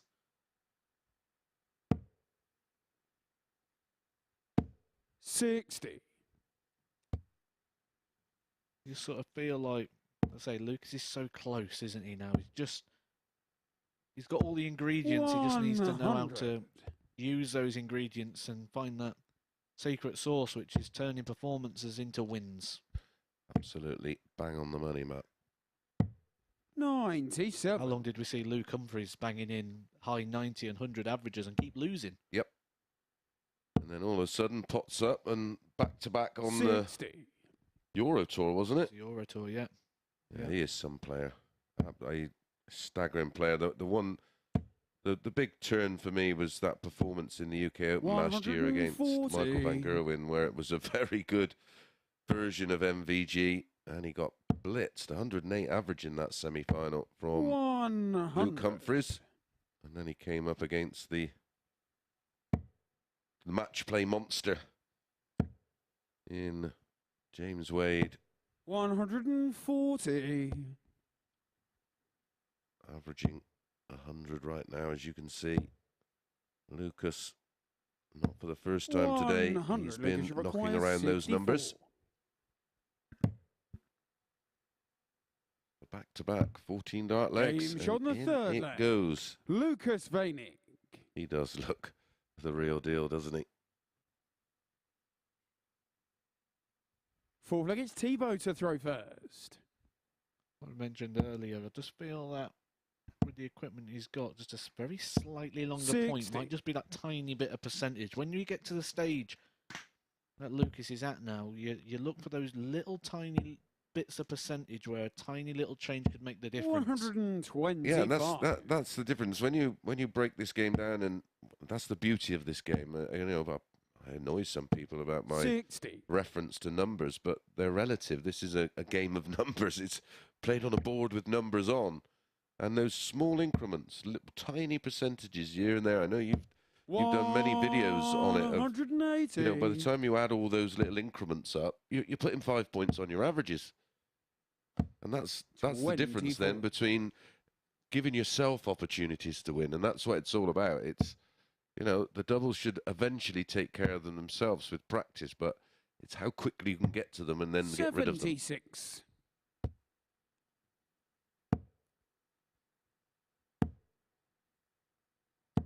And that is a recommendation that I would only give to people that are comfortable where they are. You don't change your equipment looking for an answer. You're changing it to look for an improvement. And again, it's a player's evolution, isn't it? You know, look at Taylor. He used to throw a straight-barreled Bristow dart.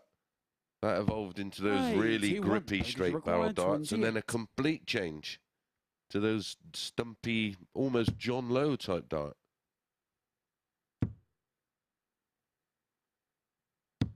Yeah, not too far away from the ones Lukas are using. Yeah, I reference that because we all know a Dave in our local bar who makes Peter Wright look like stubborn.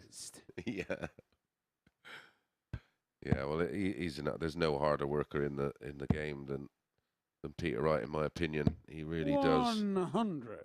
There's no stone unturned for Peter Wright, and although it can be frustrating as a fan of him and his style of play, you just sometimes worry, but then all of a sudden he ultimately goes back to the Euro stone grip dart and pops in 110 average somewhere. You mentioned earlier about the upcoming Grand Prix. Peter Wright, for me, is one of those players that you look at and you say, he could be vulnerable in that first round, because that 55. first round with that short format, we see upsets all the time. But on the same aspect, you say if he gets through that, he could go win the title. It's a bizarre scenario when you look at a player like that and you can see any outcome potential. Yeah, it is. It is one of those tournaments where it is just a absolute banana skin, that opening round. I remember playing in it and thinking, oh no, because it just can be all over so quick. But the beauty, but the set play is almost, and the tactical side of set play is almost eliminated because of that double start and the advantage of having throw.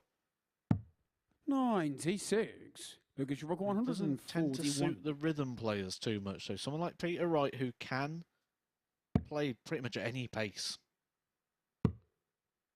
could help him out. 65. Well, I always look going into that, and I'd look at seasonal stats on finishing, because that tells me they're not scared of the outer ring, and it's usually, or it's very rarely, Lucas, you require one of the 76. top 4 or 5 in the doubling department don't end up winning the Grand Prix or going close. 36. That's a match start. Thibault, you require 60. Will he get another go? That's okay for him. Oh, he said. 28. Lucas, you require 40. Well, to finish off, a very, very dominant performance. Game shot on the match. He finds the double Lucas and reels Wenig. off. 4 legs on the spin. Lost the opening leg, a 15-dart breaker throw from Thibault. The response, back-to-back 14-dart legs, then a 15, and closes the show with a 19-darter, an end average of 94.79. And Lucas is the first player to move on to 8 points. Our penultimate match up next, Scott Baker against Franz Roetzsch.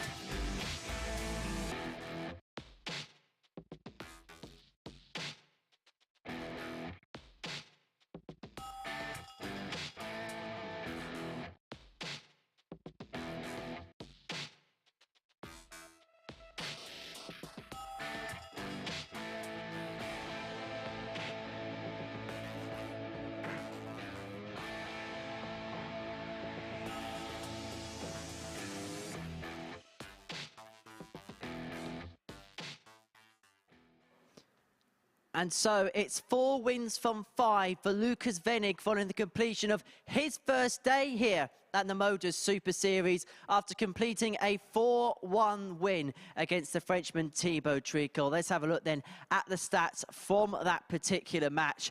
A 94.79 average for Wenig, hitting the game's only maximum 4 from 8 on the doubles and a high checkout of 64. So a mix and match day for the French touch as he will look to regroup going into tomorrow's action. As you can see, the players behind me are heading towards the Oki, and you can join them.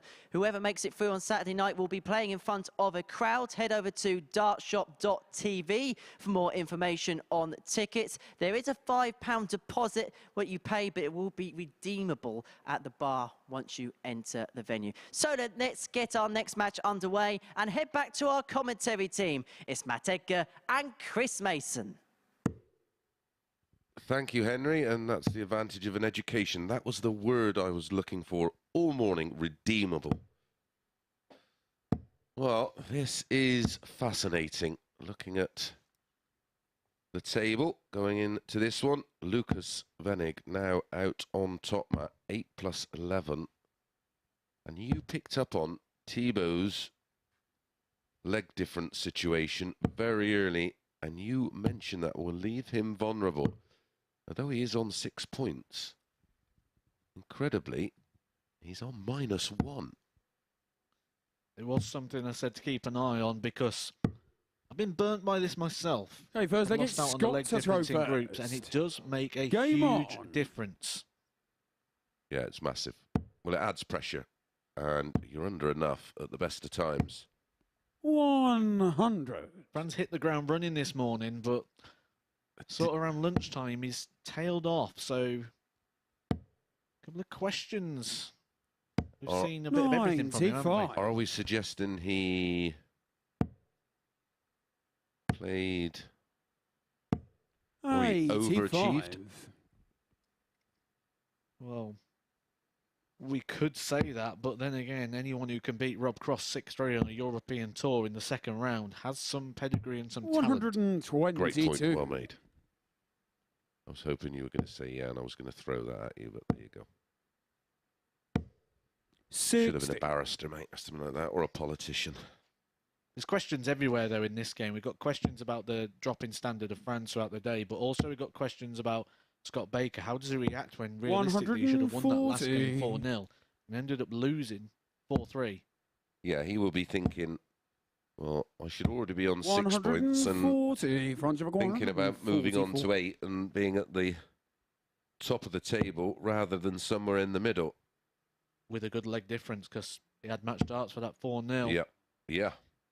Well, he should be on 6 points plus 7 because we were discussing that at the point he had 3 darts and a double. 116. They made Baker the favourite, 8-11. No, it's not in, so... 60. Oh, look at that, all France 3 on the required wire. 12. So double 6 for a break throw and a 1-0 lead. He was even money, remember. Game shot And the he puts first one of those set. quirky darts between the France wire Roetzsch. of the 6. That's a 13 darter. It's a breaker throw.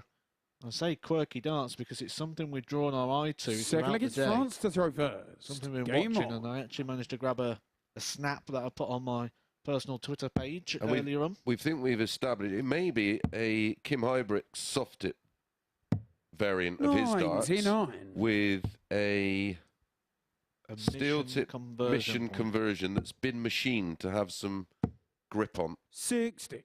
So thank you everyone for your involvement in that one. We finally got to the root of it. Yeah, absolutely. Thank you for your involvement today. If you are one of the... How many followers do you now have on Twitter? 125. 19,300 Whoa. at the moment. Let's see if we get that to 19,400.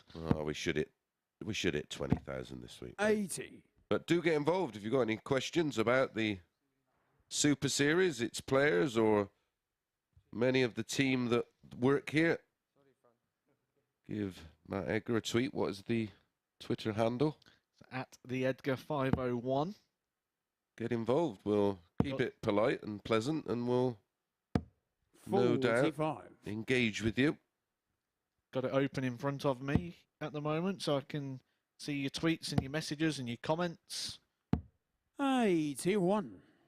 Can actually see a bit of a chat as Glenn Durrant into the mix of the players that maybe we should be speaking about as the top 10 of all time. Premier League champion and multiple time BDO world champion. 81.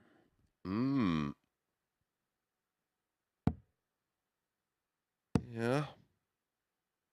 60. In out and out 151. achievements, especially as the general consensus was that he would ultimately struggle in amongst the elite of the PDC, and he went on to make multiple 55.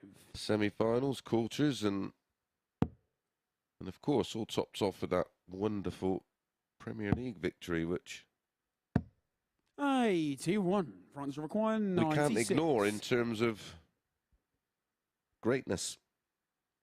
I think also not only winning the Premier League title, but top the group, top the table.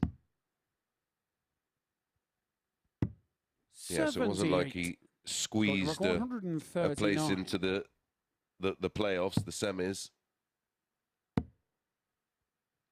I think invariably his period was shortened down to everything being behind closed doors and not knowing what's going on. That whole experience of playing in a bubble, you know all about it. It's mentally destructive. And that will be destructive for Baker, seeing that double find the corner of double nine.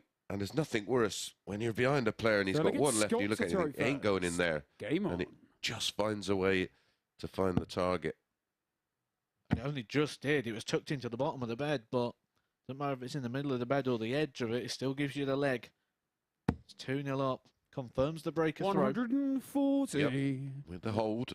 Let out a bit of aggression as well when he put that in. This is my first real look at Franz. I have to say, 100. I like what I see.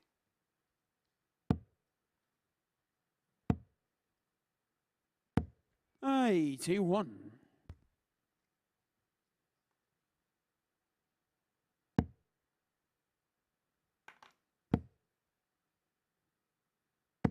$180. That is why there is a lot to like about the German.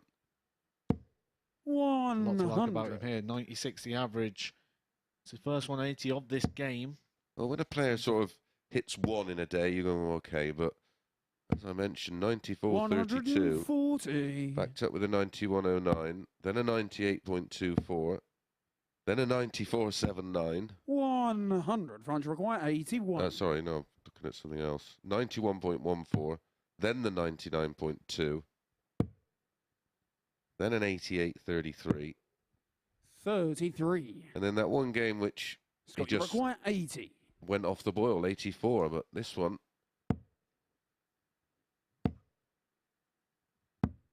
40. That's require really 48. And this is for 3-zip and absolute control. That was most definitely an 8. Game shot on the third. That was most definitely the double 20. Roetzsch. It's been his sort of strong point throughout the day. He follows that up nicely there with a 48 finish, 8 on top. It's a 3-0 lead. It's a breaker throw. He's got the double break, hasn't he, with the 3-0 lead. Scott Baker's been reduced to just one darted double in the whole match. Our final match is a big one, especially in terms of the table. Can Davy pick up his first win, or can Gavin, incredibly, move on to 6 points and make it 3 wins from his last 3 matches? 140. Feel that next game for Davy, he has to do something. Yep. And I don't think just stumbling over the line's good there. I think he needs a big win. And he doesn't have fond memories of playing Gavin. They've met twice, both this year on the same weekend. Hildesheim challenged all 14-15. Gavin winning them both. First one 5-1, second one 5-2. So we won't go into that one with any confidence whatsoever. 96. Franz will be coming into this 74 with confidence because he's been mopping up these sort of shots all day. Franz requires 74. Gets to choose which route he's going. Tomorrow morning at the top, we will take you through all the 54. stats from today in terms of across the board averages, their checkout percentages for the day. 61, 25. 99.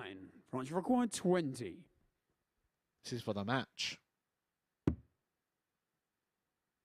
For 4-0. Game shot on the match. 4-0. And I think most alarming here for Scott Baker is not the 4-0 defeat there. It's doubling that up with the 4 legs in a row he's lost against Gavin Carlin. He's lost his last 8 legs in a row, which is not going to look pretty on the table. 4-0, the scoreline there for Franz.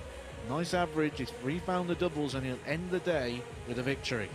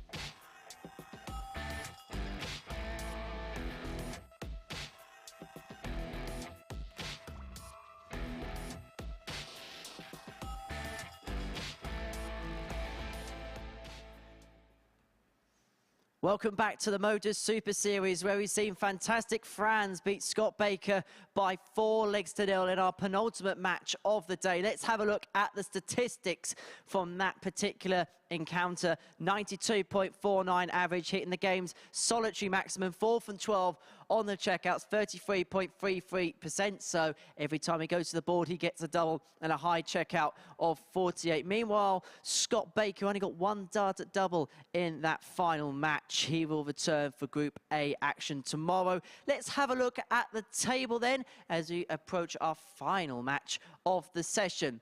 Lukas Wenig will top the table no matter what overnight. Franz Roetzsch and Thibault Tricole both on 6 points. Our final game between Gavin Carlin and Davy Proosten won't change anything in the table, but both will want to get a final victory in what is our final match of the day. So without any further ado, let's get the action started in the company of Chris Mason and first, Matt Edgar. last game of the day. And last chance for Davy Proosten to put some points on the board. He's lost all 4 so far. It's at bottom of the table and his legs aren't looking pretty for him at the moment. Gavin Carlin can still keep himself in the running for actually winning this group. Yeah, last time out, he was pumped 4-0 by Lukas, wasn't he? And that won't particularly give him any kind of confidence going into this. And on the flip side, Gavin's won back-to-back games, including that Davy to throw first. comeback from Game 3-0 on. down against Baker. And since then, Baker has had a big wobble.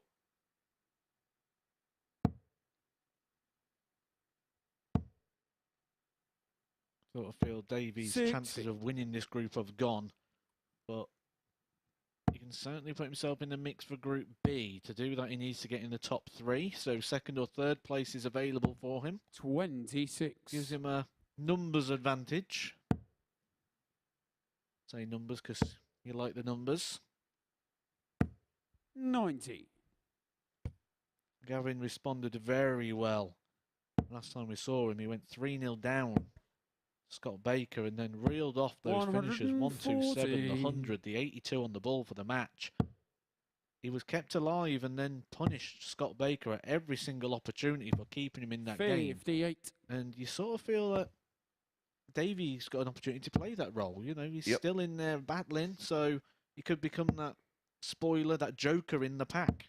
81. Well, he'll effectively, the shoulders will be open, the shackles should be off, and he should be playing with freedom. And thinking, right, okay, 95. this is all about. I don't think he can finish in 2nd or 3rd, but that could be 60. thinking, right, let's just try and go for 3rd spot. If not, it's all about, okay, deal with it. I come back on Thursday and Friday, and it's a fresh start. That's the beauty of this format. That's why the players absolutely adore playing here.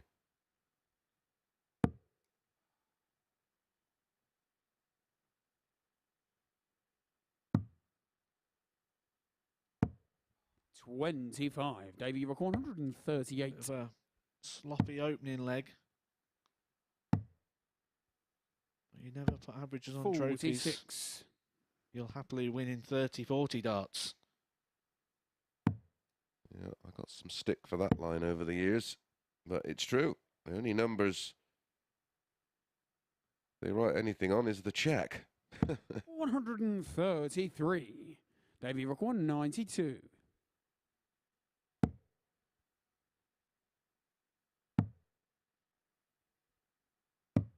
76. Well, that could have been Davy, something you that may record have 36. turned the day for Davy.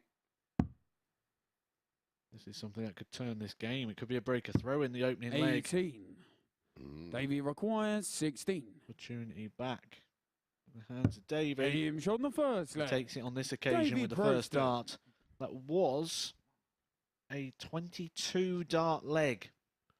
But the most important thing Second was against Gavin it was to a throw one first. Game leg. on. It's a point on the board for Davy. And that's the first one Gavin's lost in 5 because he won 4 on the 60. spin.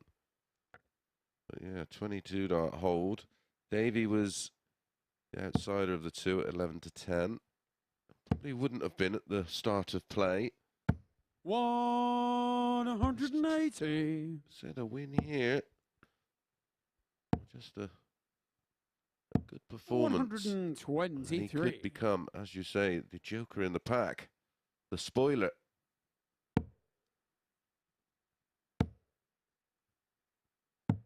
Ooh. 127. I like the lie on that one. I know. Anywhere Surprise. near it, it felt like it was just going to get drawn into the 140. Surprising switch. I know he's probably thinking of the 9 and trying to leave the better shot in the next visit, but you can't take out the 194. 96. It's a good leg though.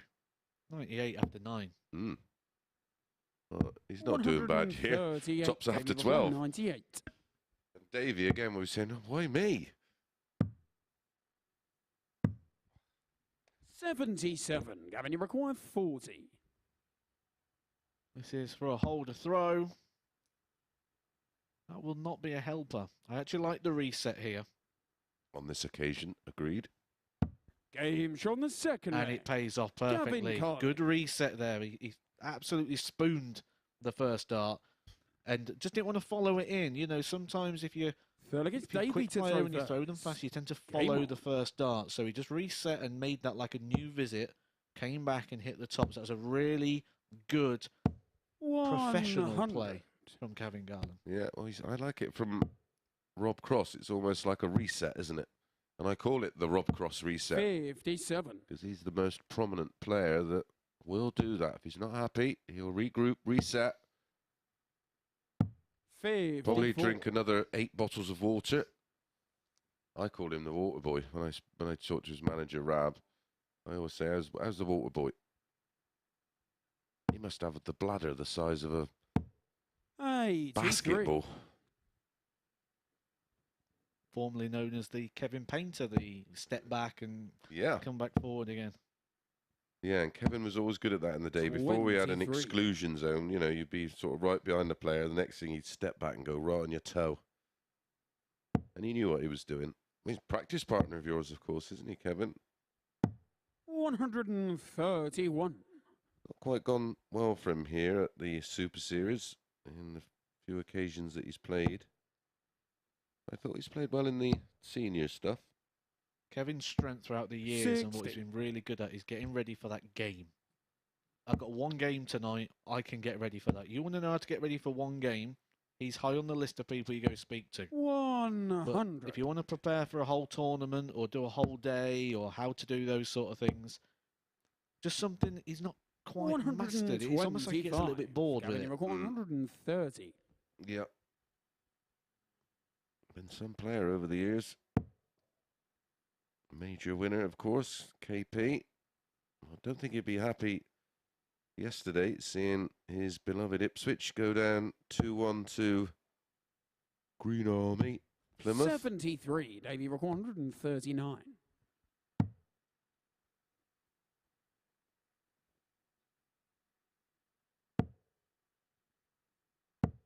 59.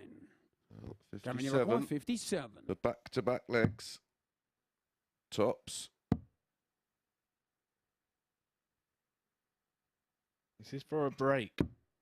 37. Couldn't have got much Davy closer. require 80. Davy should get himself a dart as long as he stays straight. 40. Come for the 2 tops. Risky strategy, but I Gavin, suppose in his require position, he said he 20. can play with freedom. That is what freedom looks like. Yep. And all but going in, it was equally as close as Carlin's dart, Game double shot 10, on the but third that's leg. found double 5. Gavin Carlin. It's the first break of throw in the match, and it gives Gavin a very important 2-1 lead. And the break of throw he needed It's Gavin to throw to win the first. match. Game on. He can find himself right in the mix in this group with a win here. And we were fearing the worst with him and Davy after they both played 2 rounds of games. 54. I'm going to cast your mind back to about game 5. We had a conversation and you said when all things level out, you know, he'll be quite happy, and if he keeps this level of performance going, he'll start getting wins. 134. And I said at that point, I said, is it that way, or when things level out, does he feel like I've played better and actually I start tailing off? We can now start to see some answers in regards to that. He opened the day with a 91.57. 92. He dropped to an 87.73. They're still 2 games above his sort of par performance that we expect to see. 80. But with that, he was still losing, and he lost 4-1 and 4-1. So ultimately, if you keep that going, you know you're going to get results. But he hasn't. He's slipped off, which was the thing we was worried about seeing. 30. He lost 4-2 to Tricole, where he dropped down to an 82. His last game, he dropped down to a 78. And he's not really 41. recovering it too much back to what we were seeing at the start of the day, where I said if he keeps this going, he will start getting results. He has been on the slide since he wasn't getting the results with that improved 180. performance. Yeah, well, where those averages can be a little misleading 81. early on Gavin Rook is 145. how many darts of the double did he have in those 2 averages where he was in the 90s? 105.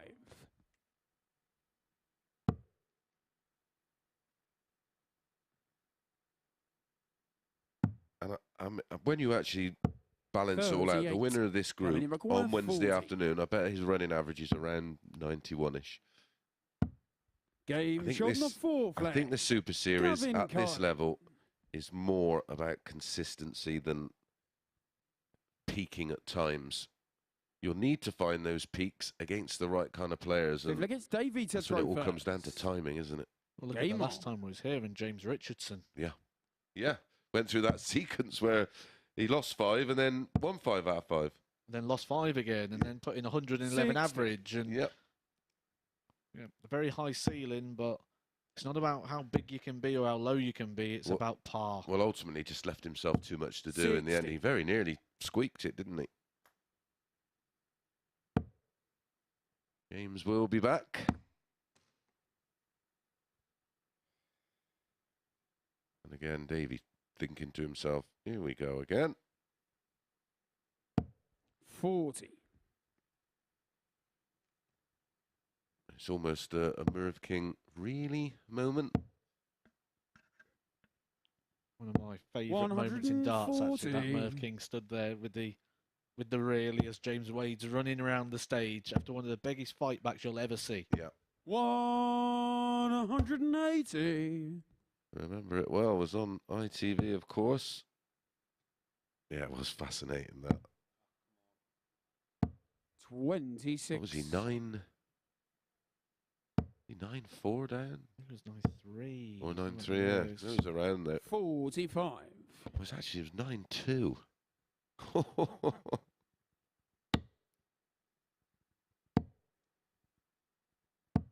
That was sort of 81. the story we saw with Gavin Carlin in his last game, where he was 3-0 down facing match darts. And we says, just stay alive, and you've always got a chance. And James Wade, another case in point of that. 136. Oh, it ain't over until it's over.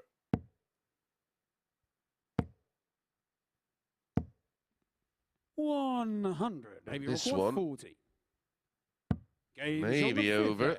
in the next Davy leg Proosten. because Gavin Carlin has the darts to wrap this one up. Six-legged, Gavin to throw first. Full Game 2. Just the one break of throw in the match, leg 3. 100.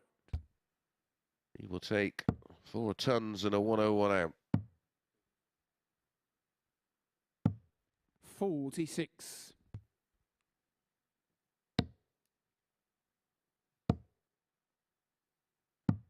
$99. Remember, this is week 10 of week 12, of 12 weeks of 96. qualification. Week 1 was won by Robert Owen, defeating David Pallett in the final.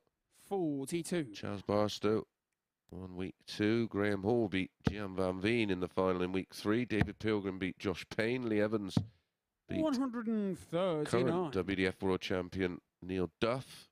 Kieran Tian beat Stephen Burton. Graham Usher defeated Pallett in the final. Conan Whitehead defeated Ryan Furness. And last 180. Saturday night, Scott Williams defeated Aaron Monk. There are 9 of 12. 3 more opportunities available, 81. including this week. There will Gavin, be you've 2 got more 80. weeks, and then week 13, they will be battling it out for that £20,000 first prize. $5,000 for first prize this week. Over £1 million up for grabs Davy, rock 139. each year now at the Super Series, and you can be a part of it. Double 16. 107. Oh, that would have been a beauty. And don't forget, you can be a part of it on Saturday nights Gavin, you require at 20. dartshop.tv. The tickets are free. You have to pay a redeemable £5 deposit. Can he deposit double 10? And he does. Gavin Carlin from absolutely nowhere after 2 matches has reeled off 3 wins on the spin, and he moves on to 6 points and no leg difference. There, the average is 83.48 for our winner, Gavin Carlin. 2 180s, 4 out of 14 on the doubles? Well, let's join my commentator, Matt Edgar. He is with Henry Deacom.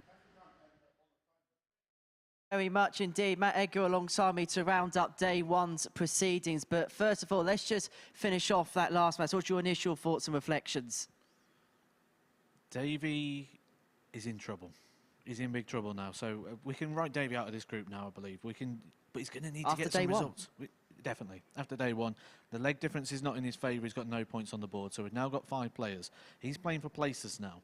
But Gavin Carlin has shown some quality at the right times, which is why he was a tour card holder. Well, let's have a look then at the table as we finish the first day's action here in Group A. Lukas Wenig, outright leader, 8 points, but also importantly, and you mentioned it earlier on in commentary, the legs difference as well, a +11. That could end up being a bonus point later on in play. Well, you can see literally how Thibault Tricole's gone from being top of the group on 6 points, first one to get there. Then he had that heavy defeat, and all of a sudden he's now on -1 and sat fourth in the table. The leg difference does come into play. It's a massive factor in this, and like I say, it's like a bonus point. What about Franz Roetzsch? We've seen some fantastic stuff from him today. If he can find that on a more consistent, I know he won 3 of 5 games today, but there seems to be a level towards him that if he can hit this gear above anyone else, he could go and absolutely storm this group. The main thing he's got to do is not get carried away too much. If you would have offered him that at the start of today, he would have took that 100%. He'd be happy with that. I think when you start so strong and then you have a couple of back-to-back defeats, he could go back and think, what if? He would have been happy with 3 victories. If he can do that again tomorrow, he's in the running. I'd be happy with that if I was him today. And if you're Scott Baker, what are you thinking overnight? Why me? I said it a lot in the commentary there and said, why me? I actually just walked past him on the way up here, and that was pretty much the conversation. He's like, he was watching that last game, and he's like, oh, he hit everything against me. And yeah, and that's the thing. He shouldn't have hit everything against him. He hit everything against him after he missed those match darts. He's only got himself to blame. And we really are set fair, aren't we, for the second day's action? And if it's anything like some of the darts we've seen on day one, boy, have we got a lot to look forward to.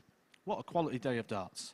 I said at the very start of today, I don't know which way this is going. I jumped onto the social media to ask them for some help, and they got it wrong as well. It's such a tricky group to try and predict, and this could go anyway.